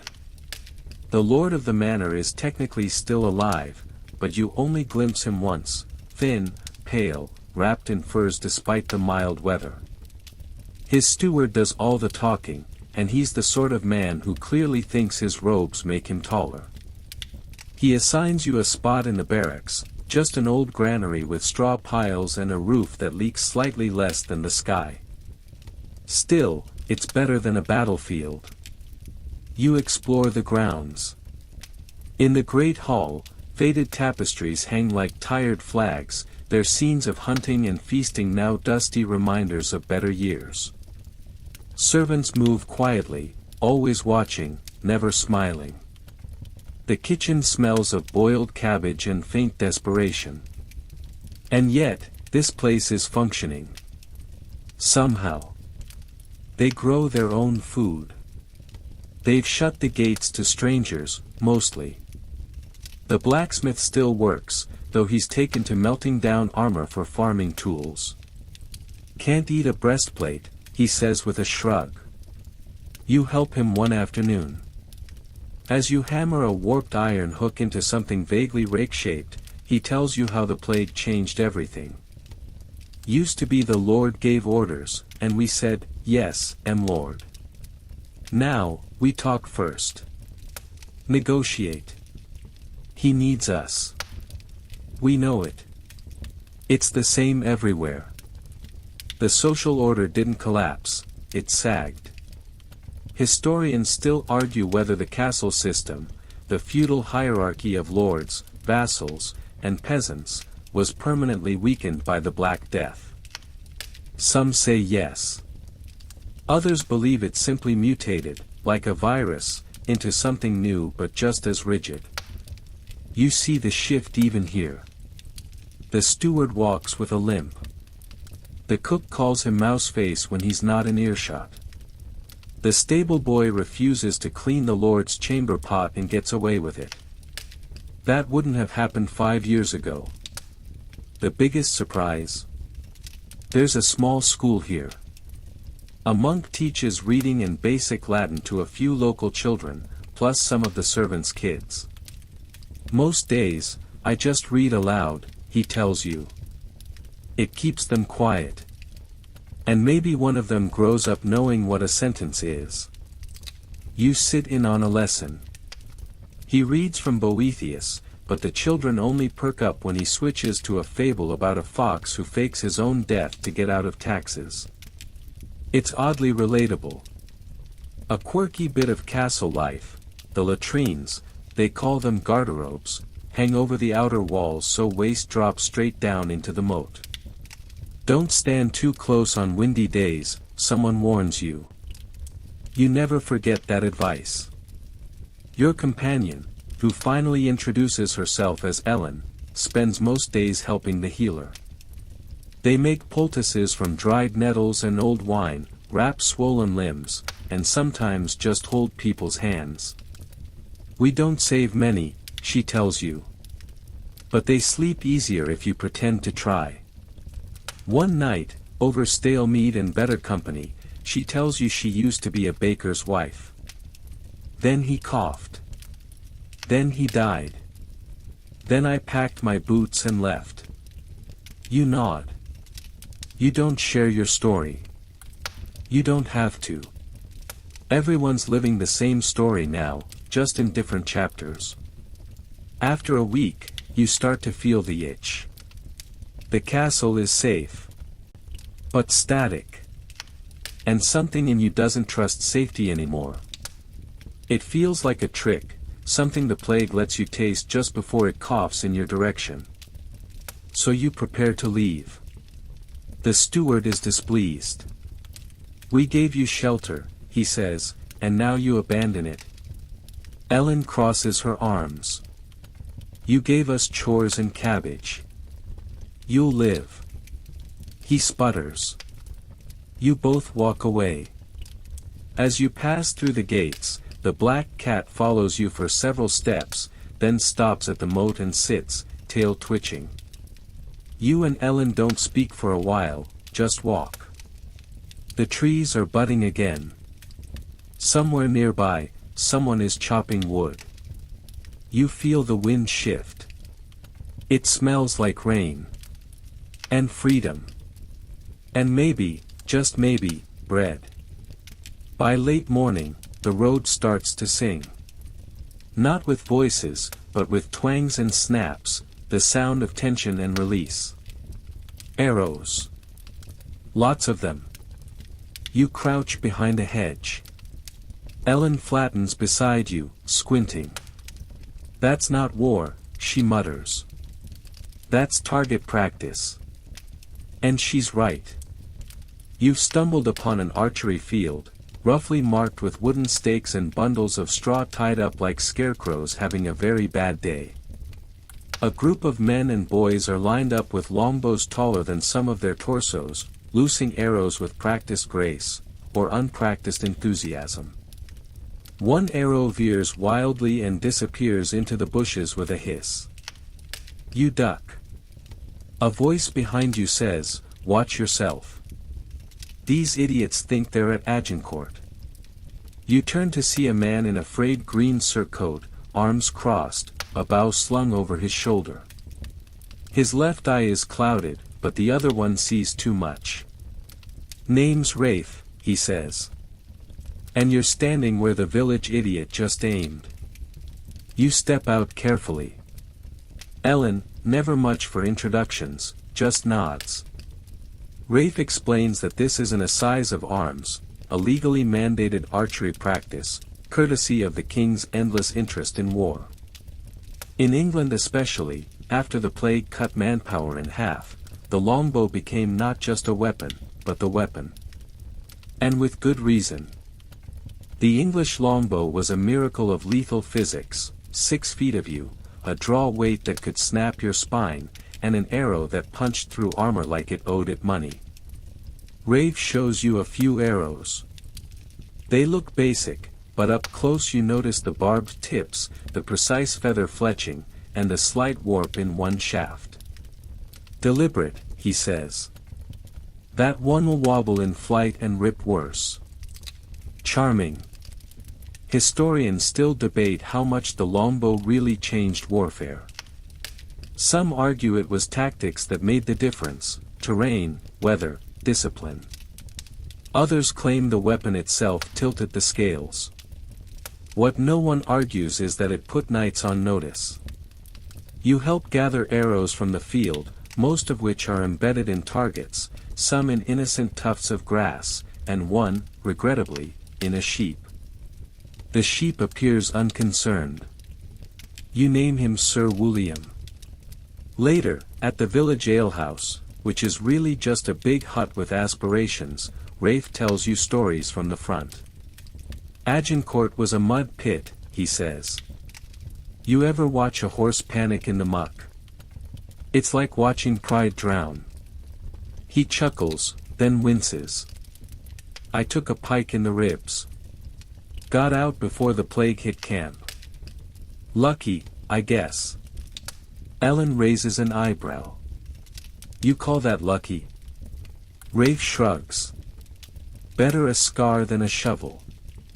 He's not the only one with a war tale. You meet others, retired archers, young lads itching for their first campaign, and one woman who claims she served as a man for 3 years before anyone noticed.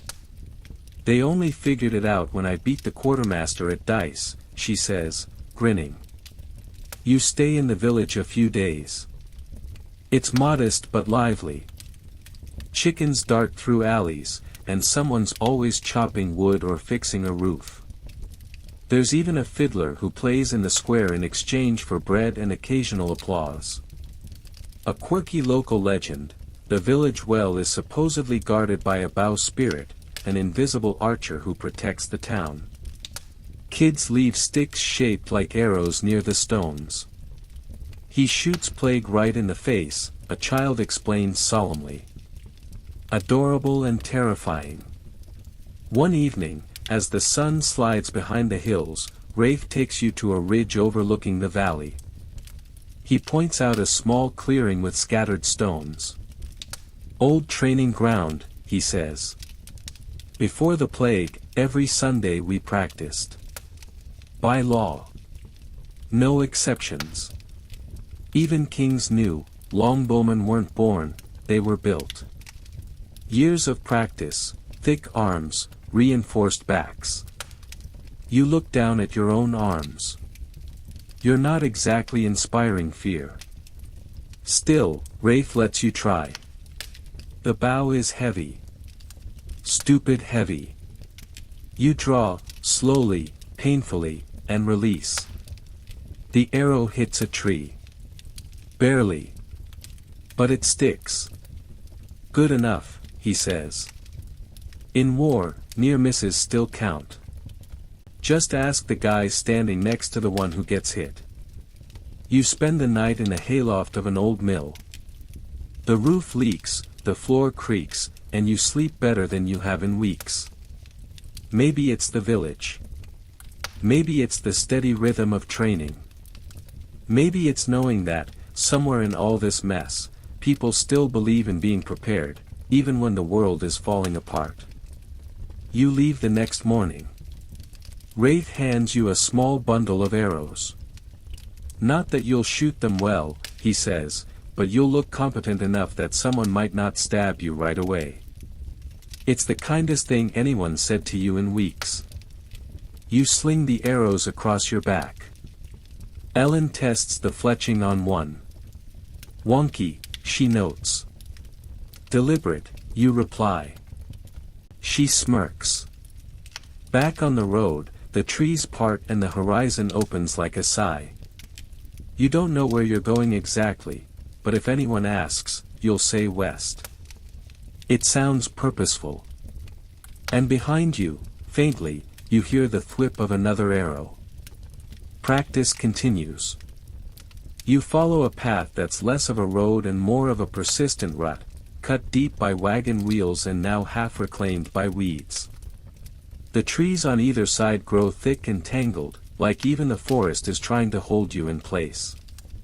But eventually, the ground begins to rise, and through the thinning branches you catch your first glimpse of stone walls and jagged rooftops. A castle. Not a grand palace, this one's more of a stubborn outpost, clinging to the hillside like a clenched fist. And below it? A siege. Not a massive war engine kind of siege. There are no ladders, no boiling oil, no dramatic trumpet blasts echoing over hills. This is the slow kind, the kind where time does the heavy lifting. You and Ellen crouch on a ridge and observe. A cluster of tents ring the base of the hill, flapping in the wind like exhausted flags. Smoke rises from cook fires, drifting lazily toward the castle walls. You count maybe 40 soldiers. Maybe less. Siege by starvation, not strength. They don't have the numbers to storm it. They're just waiting. Elites inside? Ellen asks. You nod. Probably. Do we care? You shake your head. Probably not. But you do get curious. And curiosity, of course, gets you into things. By late afternoon, you've slipped past the perimeter under the pretense of being a wandering herbalist and her mute apprentice.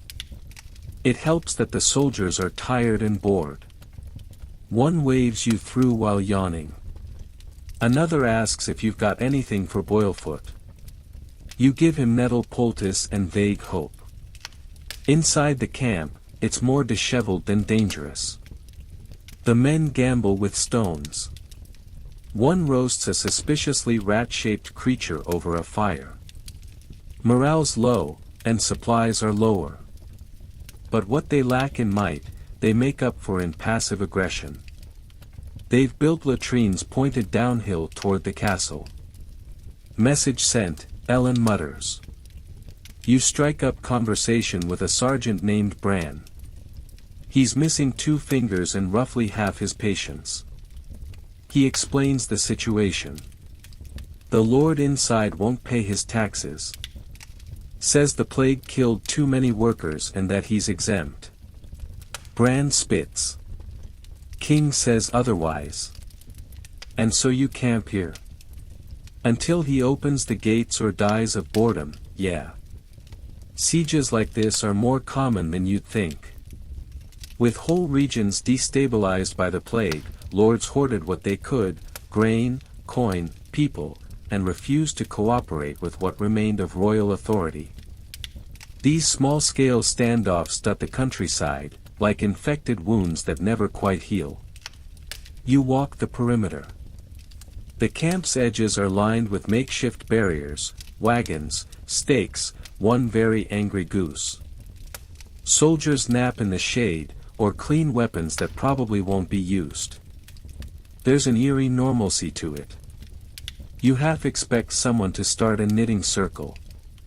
At dusk, the men launch a surprise attack. It's not an attack. It's a catapult they've named Mildred.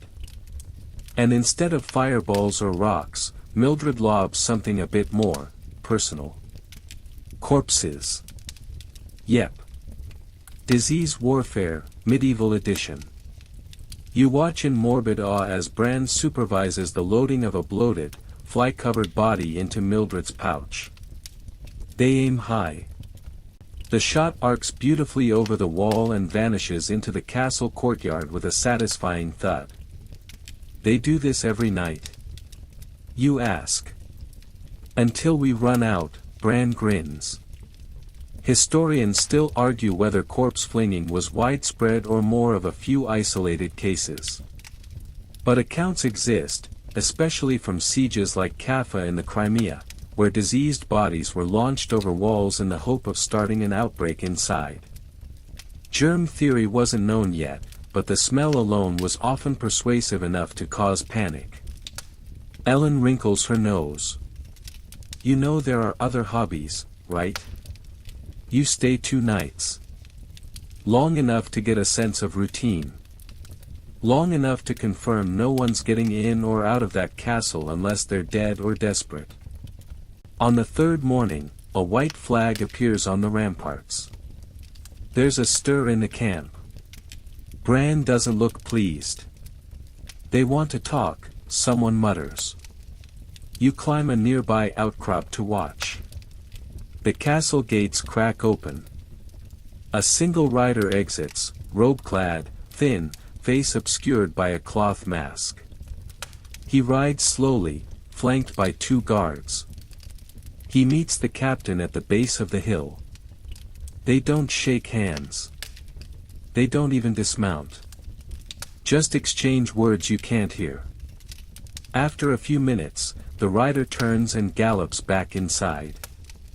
Bran stomps by, muttering curses.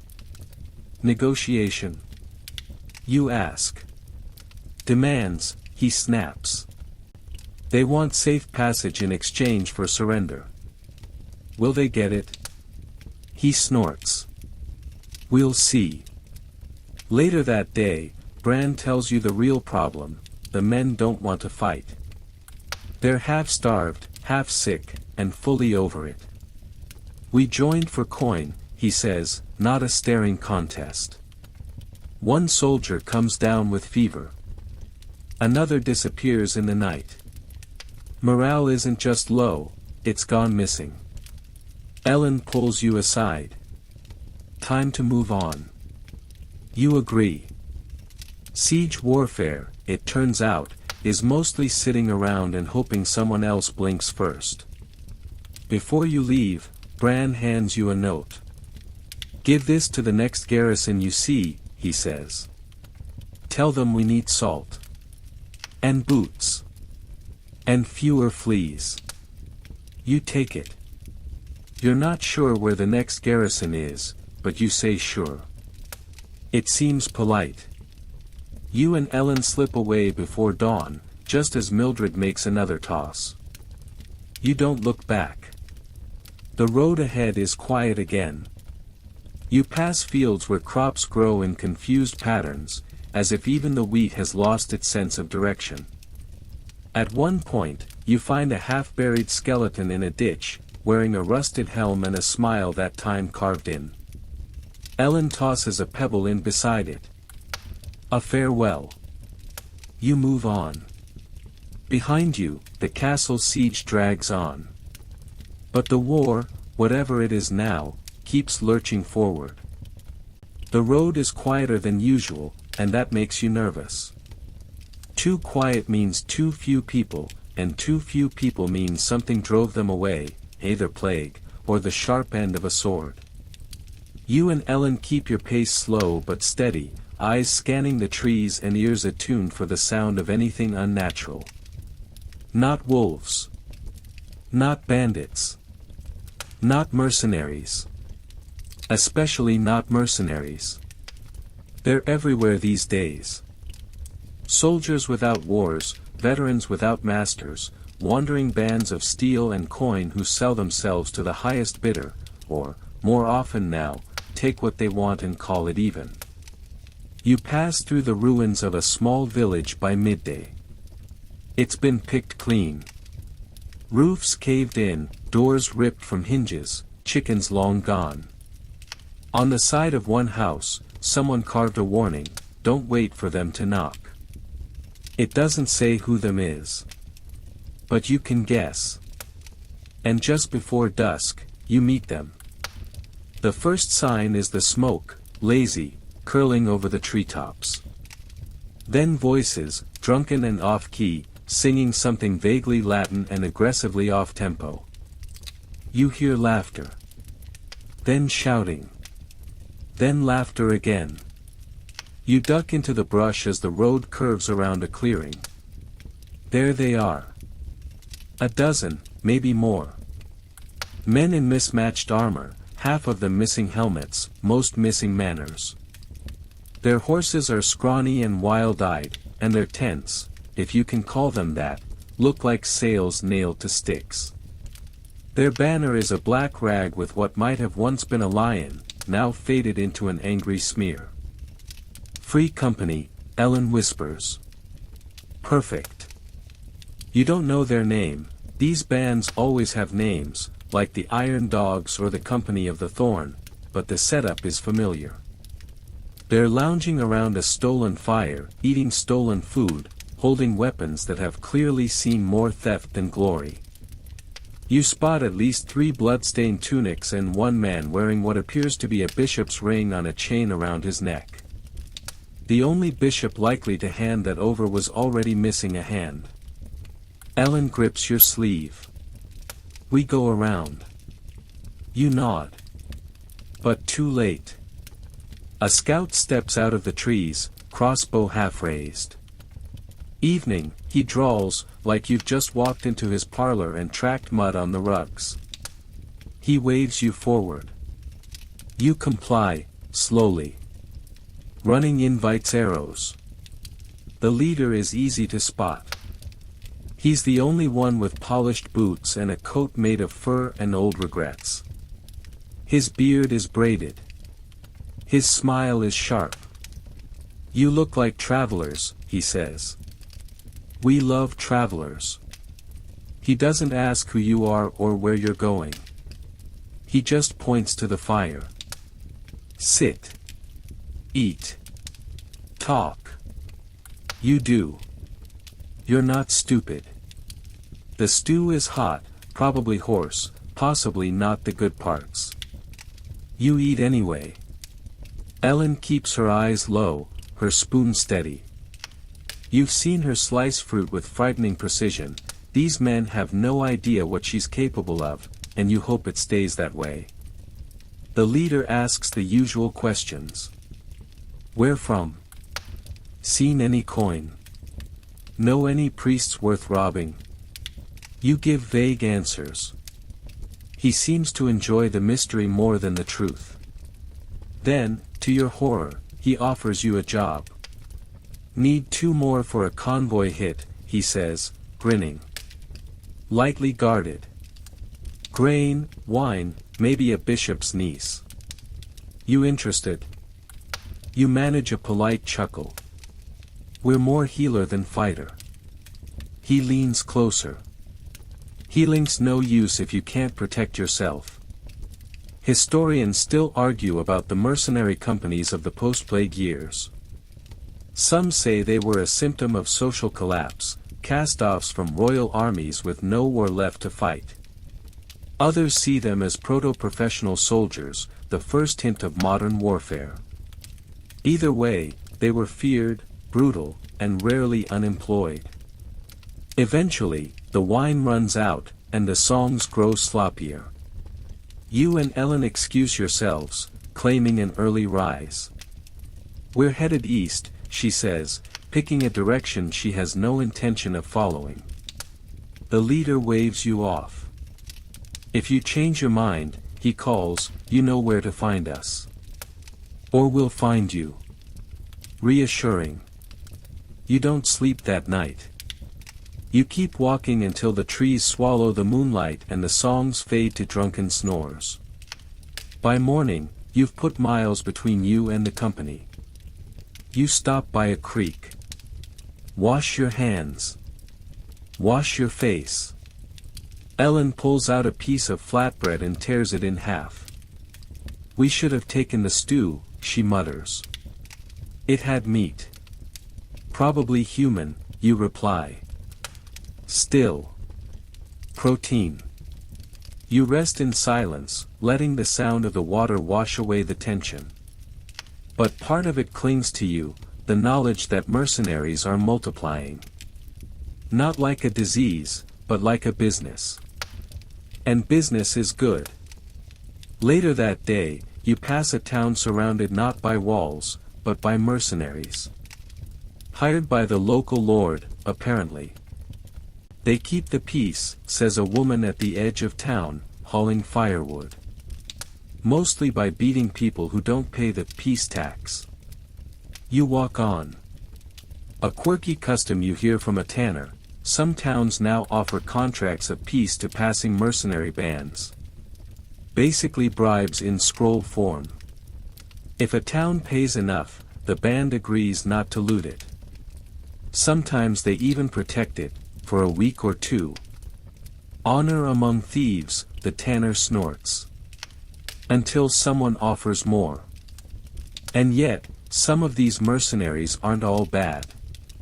You meet one on the road, just a boy, maybe 15, wearing armor 2 sizes too big and leading a donkey instead of a horse. He tells you he joined a company for food. Left when they torched a granary. Didn't sit right, he says, kicking at a stone. You give him a bit of bread. He thanks you. He keeps walking. You think about him long after he's gone. There are no rules anymore. Not really.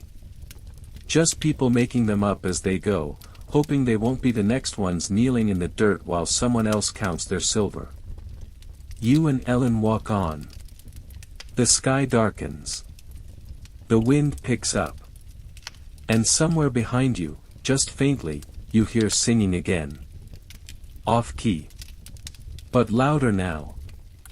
You feel it before you see it. A heaviness in the air, thicker than smoke and older than fear. It clings to your clothes, seeps into your boots, makes the back of your throat itch like you've swallowed dust and dread. Ellen notices it too. She stops, sniffs the wind, and murmurs, "It's back." The plague. Just when the world was wobbling towards something almost like recovery, food returning to markets, towns daring to open their gates, priests starting to run out of last rites, the Black Death comes knocking again, as if history itself hit rewind. You crest a ridge and see the next town. It's already closing in on itself. Smoke from hasty fires, doors nailed shut, carts overturned across alleyways. Someone's painted dies IRAE, Day of Wrath, on a church wall in bold red strokes. Poetic. Unhelpful. You hesitate at the edge. You've been here before. Not this town, exactly, but this moment. That split second where survival means knowing when not to knock. A merchant comes stumbling out of the northern gate, coughing violently, arms wrapped around a bundle of cloth. Ellen steps back. You do too. He falls. Doesn't get up. The guards watch from the ramparts but don't move. The plague's back, and this time, no one's pretending they'll save everyone. Historians still debate the nature of the second wave. Some think it was a mutation. Others blame the survivors, the ones who'd gone back to hugging, gathering, feasting, as if the first wave hadn't taught them anything. But the truth is simpler, it never really left. It just crouched in the corners for a while. Waited. You skirt the town entirely, sticking to side paths and overgrown fields, walking through quiet places where even the birds seem uncertain. The smell follows you, sour, sharp, with undertones of rot and vinegar. We should burn our clothes, Ellen says that night, her voice flat. You do. The fire is small, just enough to blacken the boots you loved and the cloak that once kept you dry in a storm. You wrap yourself in spare linens. She ties her hair back with a strip of burlap. We look like scarecrows, you say. Good. No one hugs a scarecrow. The road isn't empty. Not anymore. You start seeing others again, fewer than before, but different. Hardened. Some with plague scars on their faces. Others with quiet eyes that flinch at nothing. Survivors from Wave 1, now facing Wave 2 like bad weather. You share food with one, a man with burn marks on his arms and a voice like a broken flute. They said we were safe, he whispers. They said it was over. You don't reply. You just pass him the last of your salted meat and move on. A traveling friar catches up with you. He walks barefoot, his soles so calloused they could strike sparks. God's testing us again, he says cheerfully. Either that, or he fell asleep on the smite button. He gives you both holy metals carved from bone. Protection, he claims. Or a placebo. Sometimes hard to tell the difference. You don't believe in charms. But you don't throw yours away. By the third day, you reach another village. This one looks like it's holding on by fingernails. A painted sign reads: "No fever, no cough, no entry. Leave bread. Take what's blessed. God watches. So do we." You leave bread. No one comes out. But someone leaves you a packet in return, wrapped in linen, tied with twine. Inside, dried lavender, mint, and a small wax seal stamped with a child's footprint. Quarantine etiquette is evolving. You admire it. A quirky rumor circulates among the travelers, that cats are the cure.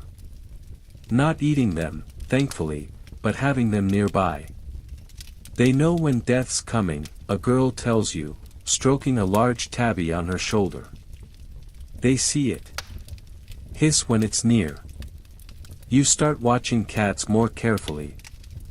You find one town where no one's sick, but everyone's preparing anyway.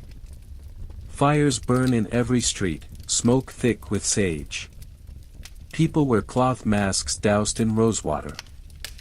The baker works behind a curtain of linen. The priest gives confession through a wooden partition the size of a barn door. It feels organized. Suspiciously so. You ask why they're ready. One woman replies, "Because last time, we weren't." Another adds, "And because it's not just the dying that's hard. It's watching who the dying takes with them." You stay one night, sleeping in a stall beside a goat with an understanding face. At dawn, a bell tolls once. Then silence. You leave. The next few days blur. You pass 2 more towns, one empty, one burning. You see wagons full of corpses, each wrapped in a single sheet, stacked like parchment in a scribe's box. You pass a field filled with tiny graves. All children. Someone's marked each one with a pebble and a dried flower. Ellen stops walking. She stares at the field for a long time, her fists clenched, her mouth tight. You stand beside her. You don't say anything. There's nothing to say. Eventually, she moves again. "We'll head west," she says. "Mountains, maybe. Less people." You agree. But before you go, you leave something behind, a piece of bread, and that tiny carved bone metal. You balance it on the edge of a marker. A pebble for the soul. The wind is cold that night. It smells like frost and fire. Somewhere nearby, someone coughs. You don't turn to look. You just keep walking. The road west bends like a question mark. You follow it without answering. The mountains rise slowly, their gray shoulders wrapped in mist. The climb isn't steep yet, Just enough to leave your legs aching and your lungs reminding you that plague isn't the only thing trying to kill people in the 14th century. You and Ellen walk in rhythm, not speaking much. Sometimes she hums. Sometimes you do.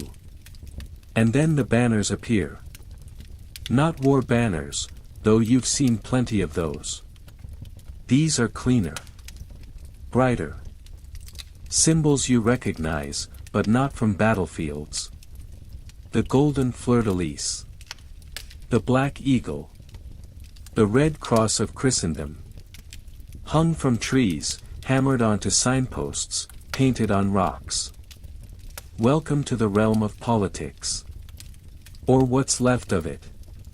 You reach a fortified outpost by evening. The guards are lean and nervous, but they let you in after inspecting your faces for signs of plague, madness, or obvious treason. Inside, it's not just a garrison, it's a message. Flags everywhere. Decrees nailed to doors. A town crier reads a list of new laws every hour, as if repetition will drive out disease. By order of His Grace, he begins each time, followed by edicts ranging from curfews to the banning of dice games, which have been linked to outbreaks in the northern provinces. It's performative, mostly. You see it right away. The outpost is trying very hard to look in control. Ellen leans toward you. They're terrified. She's right. It's in the way people talk, in whispers. It's in the way the guards hold their spears tighter near crowds. It's in the fact that everyone's eyes flick to the horizon, as if expecting a horseman to appear with either salvation or worse news. One man explains it best over a mug of watery ale. The plagues made kings into priests, he says. All they do now is promise safety. But they can't deliver bread or heal the sick, so they shout louder and burn heretics. You raise an eyebrow. Heretics? He nods. They're back. Everyone's a heretic now. Too loud. Heretic. Too quiet. Suspicious. Talk about the stars. You're either a prophet or a witch. He's not exaggerating. The farther you travel into these politically controlled zones, the more obvious it becomes. Rulers are using fear like a tool, hammering it into shape, forging it into loyalty. Keep the people frightened, the man continues, and they'll kneel easier. Historians still debate whether rulers in plague-struck Europe weaponized public panic intentionally. Some say it was organized, edicts designed to unify populations through fear. Others believe it was chaos management. If you can't stop the dying, at least make the living obey. You see the result in the next town. They've built a stage in the square. Not for plays, for punishments. A man stands on it, gagged, tied to a post. Someone reads his crimes, spreading false rumors about the plague, disobeying quarantine, blaspheming. You don't stay to see what happens next. Ellen mutters, truth is a dangerous flavor lately. You leave quickly, slipping through the side gate with a shepherd who bribes the guard with cheese and a wink. Later, in the woods, you hear the whisper again, flagellants. They're back, too. This group is larger than the last one you saw. 50, maybe more. Barefoot. Hooded. Singing Latin in breathless chants as they walk, their whips swinging in rhythm. Some have faces streaked with dried blood. A few look too young to have ever seen anything except death and pain. They pass without noticing you. And then, the speeches begin. Not from a priest. From a man in armor, part knight, part zealot. He preaches that the plague is God's hammer, that kings have failed, that only true repentance can cleanse the world. The crowd cheers. Some sob. Others begin to whip harder, like the noise alone will draw salvation from the sky. Ellen pulls you away. They're not just punishing themselves anymore, she says. She's right. That night with the silver cross and foam in his voice. He's not stopping at prayers. He's calling for action. Cleansing. Purity. And you've seen enough villages burn for the greater good to know what happens when fear finds a sword. A fringe belief is spreading, too, one you hear from a girl selling onions on the side of the road. They say if you kill someone sick, their soul skips purgatory. Straight to heaven. You pause. She shrugs. Mercy, they call it. You leave the onions and walk on. Further west, you encounter a wall. Not a metaphor, a literal wooden wall surrounding a town that's trying to close itself off from the world entirely. They call it a cordon sanitaire. Outside the gate, a sign lists rules. No outsiders. No trade without approval. No exceptions. You ask for entry. They say no. You don't argue.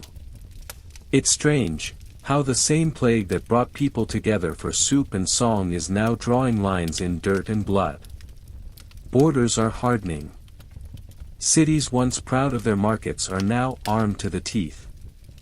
And still, the plague returns. You meet a courier outside one such city. He's coughing. Badly. Still trying to deliver letters from noble to noble. They keep sending orders, he wheezes, but no one opens the doors to read them. He gives you one. A sealed scroll marked with 3 wax rings. You don't break the seal. But you hold it for a moment. There's something tragic in it, that even now, kings are still writing decrees, hoping paper and signature can stop a bacterium. It can't. Ellen finds a chapel one night, burned down, mostly. But someone's rebuilt a crude altar outside, and left a sign, he is watching, but he's also tired. You kneel. Not out of faith, exactly. Just habit. Ellen stands beside you, arms folded. You think this ends with a prayer? She asks. No, you say. But it might help me fall asleep. She doesn't answer. She doesn't need to. The next day, you find a crown nailed to a tree. Real gold. Bent and tarnished. No note. No blood. Just a single daisy placed beside it. You don't touch it. You just keep walking. The air feels thinner here. Not cleaner, just less burdened. You and Ellen have climbed higher than either of you expected, into hills that roll like slow waves, where shepherds once watched their flocks and now only the wind does. Down below, the world is still grinding itself to pieces. But up here, you almost forget. Almost. You pass an old shrine carved into the hillside. A faded saint, her stone eyes half erased by centuries of rain. People still leave things at her feet, bundles of herbs, waxy fruit, prayers scratched into bark. Ellen adds a sprig of rosemary. You leave a rock, smooth and round. It feels right. The path eventually leads you to a strange place, a village, but not like the others. No walls. No guards. No nailed-up decrees. It doesn't seem abandoned, just quiet. Suspiciously so. You approach cautiously. A woman waves to you from a garden. She's not wearing a mask. Nor is she armed. She's elbow-deep in dirt, humming. Ellen steps forward. Is this a trap? The woman laughs. Only if you hate vegetables. She introduces herself as Marta. And what you've stumbled into, it turns out, is a community, not just surviving the plague, but shaping something new around it. No one here pretends it's over. But they also don't pretend to be ruled. There are no lords. No taxes. No banners. Just people who stayed behind when others fled, and decided, maybe for the first time, that being governed wasn't the same as being protected. You helped them harvest root vegetables that afternoon. Ellen trades healing knowledge with an old man who still calls time war herb. A girl no older than 10 shows you how to dry onions without crying. You lie and say it works. At supper, you sit around a fire eating thick soup and toasted bread. The villagers talk freely, about what they lost, what they've built, what comes next. Someone jokes about starting a parliament.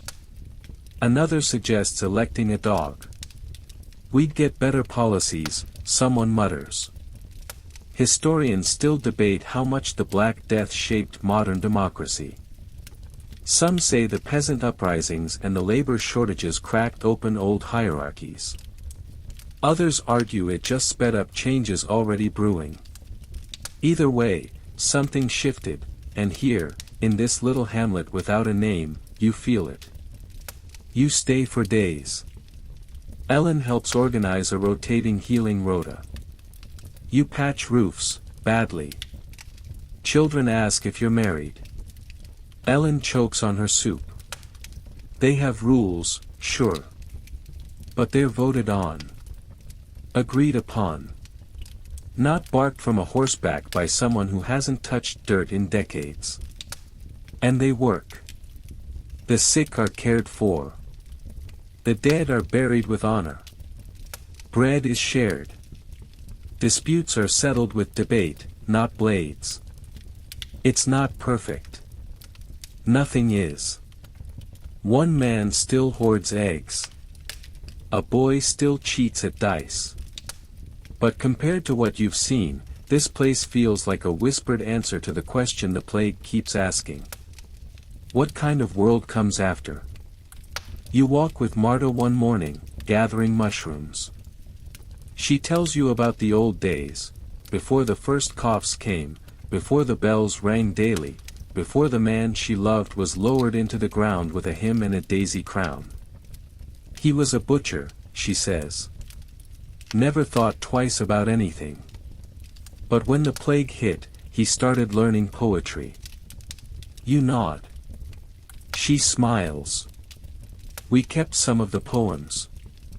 Buried one with him. Another's carved into the well. You read it later. It's clumsy. Beautiful. Something about bread and wind and God's elbows. You don't know why that last part moves you so much. Maybe it's because it's nonsense. Or maybe because it isn't. One evening, Ellen looks out over the fields and says, I could stay here. You say, I could too. But neither of you does. Not because it's bad. It's the best place you found. But because something about the road still tugs. There are more stories out there. More broken pieces trying to fit themselves back together. More people like Marta, wondering if they're the only ones rebuilding. So you leave quietly. They pack you food. Marta hugs you. A boy gives you a wooden button carved into the shape of a spoon. Good luck, he says. Don't die. Solid advice. You head north this time, down the hills toward flatter land. The air grows denser again. The village is sparser.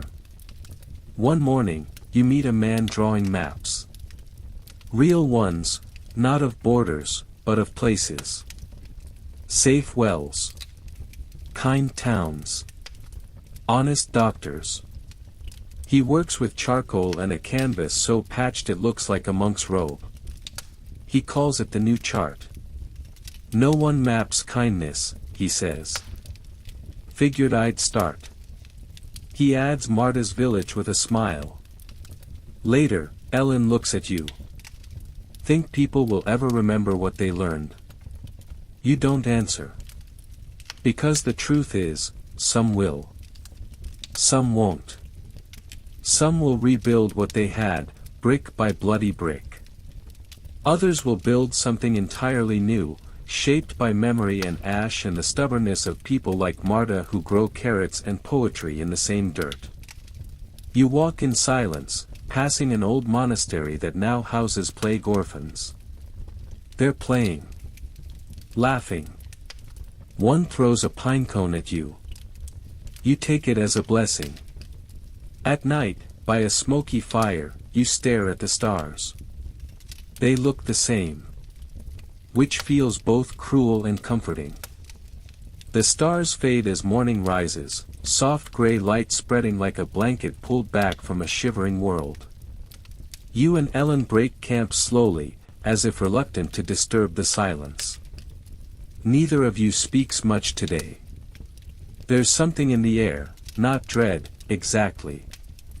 More like, the gravity of nearing the end of something. The land flattens out as you descend into a wide, open plain. Fields once brimming with wheat now grow wild or not at all.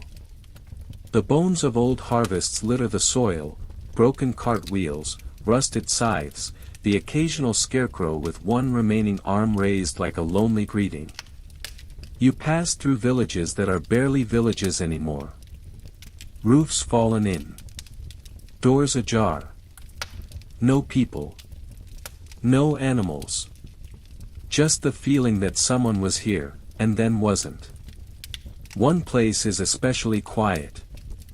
The houses still stand. The fences are intact. A toy lies in the dirt near a well, a little wooden horse, painted red, its wheels cracked. You and Ellen walk the length of the single muddy street and count at least 15 homes. But not a single voice. You push open one door. Inside, everything is in place. A table with bowls still resting where someone once set them. Bread so stale it might be fossilized. A candle burned down to a stub. A chair tipped over on its side. They left, or they died. But they didn't panic.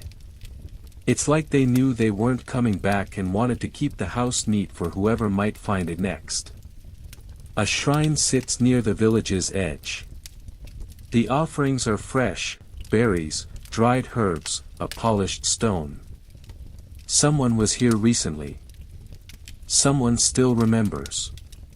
And suddenly, you realize how much remembering has become an act of resistance. Of grief. Of survival. Because the numbers are staggering. You hear different estimates from different mouths, a third of Europe. Maybe half in some regions. More in others. England, France, Italy, the Holy Roman Empire, all bled out. Entire towns gone. Monasteries emptied. Names lost. Songs silenced. Historians still argue the final toll. Some place the number at 25 million. Others go as high as 75. The plague was relentless. It came in waves. It didn't spare the young or the holy or the wealthy. It didn't even spare itself. It killed so many people, there weren't enough left to bury the dead, let alone to pass it on. You reach a field of graves, rows upon rows of rough-hewn stones, some marked with names, others with only initials, and some not at all. A monk kneels by one. He doesn't look up. Ellen walks the rows slowly, brushing dirt from names, placing pebbles gently on the markers. You do the same. One stone reads simply, Marta. Could be her. Could be any Marta. Could be every Marta. You find another, all my sons. You don't touch that one. You just stand there. Further along, someone has carved an entire poem into a stone wall. We ate with ghosts. Slept in shoes we didn't own. The wind forgot our names. But we remembered. We remembered anyway. You sit beneath it for a while. Not because you're tired, but because you don't know what else to do. A boy walks past with a cart. It's empty. He tells you he's collecting firewood. For the hospital, he adds, nodding toward a building nearby. You ask what kind. Both kinds, he says. The dying and the healing. Inside, it's a blur of low voices, herbal smoke, and tightly controlled fear. Volunteers administer water, broth, soft cloth, and gentler words. No cures, not really. Just presence. Presence has power now. A quirky detail you notice, someone's begun writing down last words. Not for fame. Just for record. One girl tells you, I write them so someone knows they said something. You find a ledger full of fragments. Tell Margot it wasn't her fault. I dreamed I had teeth again. Don't let them eat the plums. Did I die well? You close the book. You don't want to read yours just yet. Ellen kneels beside a cot, placing a damp cloth on a woman's forehead. She doesn't speak. She just hums. You recognize the melody, it's the one she used to whistle when she baked potatoes over campfire coals. You didn't know it had words. That night, the stars are bright again. You sleep near the fire, surrounded by snoring, coughing, praying, dreaming. You wake once and think you see someone sitting beside you, just watching. A shadow. A memory. Maybe both. You leave at dawn. The hospital shrinks behind you as you cross another field, another stream, another mile. The road forks. One path leads into thicker forest. The other hugs the river and drifts toward the sea. Ellen lets you choose. You point to the river. She nods. You don't know if you're walking toward anything anymore. Maybe just away. But as you walk, you notice something. People are rebuilding. A stone wall is being mended. A new thatched roof is going up. A baby cries in the distance. Someone laughs. A rooster crows at the wrong hour. And maybe that's the point. The world didn't end. It just broke. And now, slowly, stubbornly, it's gluing itself back together. Crooked. Imperfect. But alive. And you? You're part of that glue now. The wind shifts as you follow the river toward the coast. It carries salt now, and something else, possibility, maybe. You don't say it out loud. Ellen would mock you. Or worse, agree. The road flattens into soft earth scattered with driftwood. Far off, gulls circle above low cliffs, shrieking like prophets who've seen too much and learned to laugh at it. You pass a fisherman mending nets beside a shack.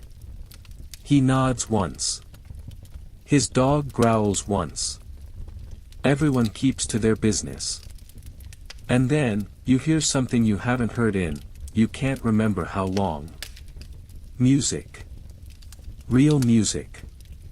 Not chants, not weeping, not a funeral hymn carried on the wind, but fiddles. 2 of them. And laughter. You follow the sound, almost suspicious, until you find a cluster of people gathered in a wide clearing where the grass gives way to sand. Someone's built a bonfire. Someone else has brewed something that smells like apples and questionable decisions. A woman is dancing, alone and barefoot, her skirt spinning like a broken clock. A man is playing the lute so badly it becomes charming. Children shriek in circles.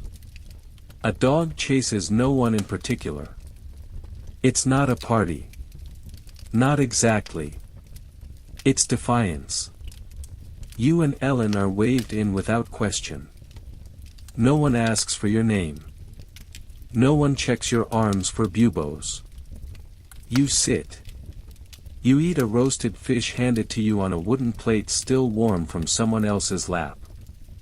Someone makes a toast. To being here. Someone else adds, to still being anything at all. You and Ellen raise your cups. No words needed. Later, you speak with an old man who wears a bishop's ring but no robes. I left the church, he says simply. Not because I stopped believing. But because I started believing in other things too. You ask what things? He shrugs. Hands. Bread.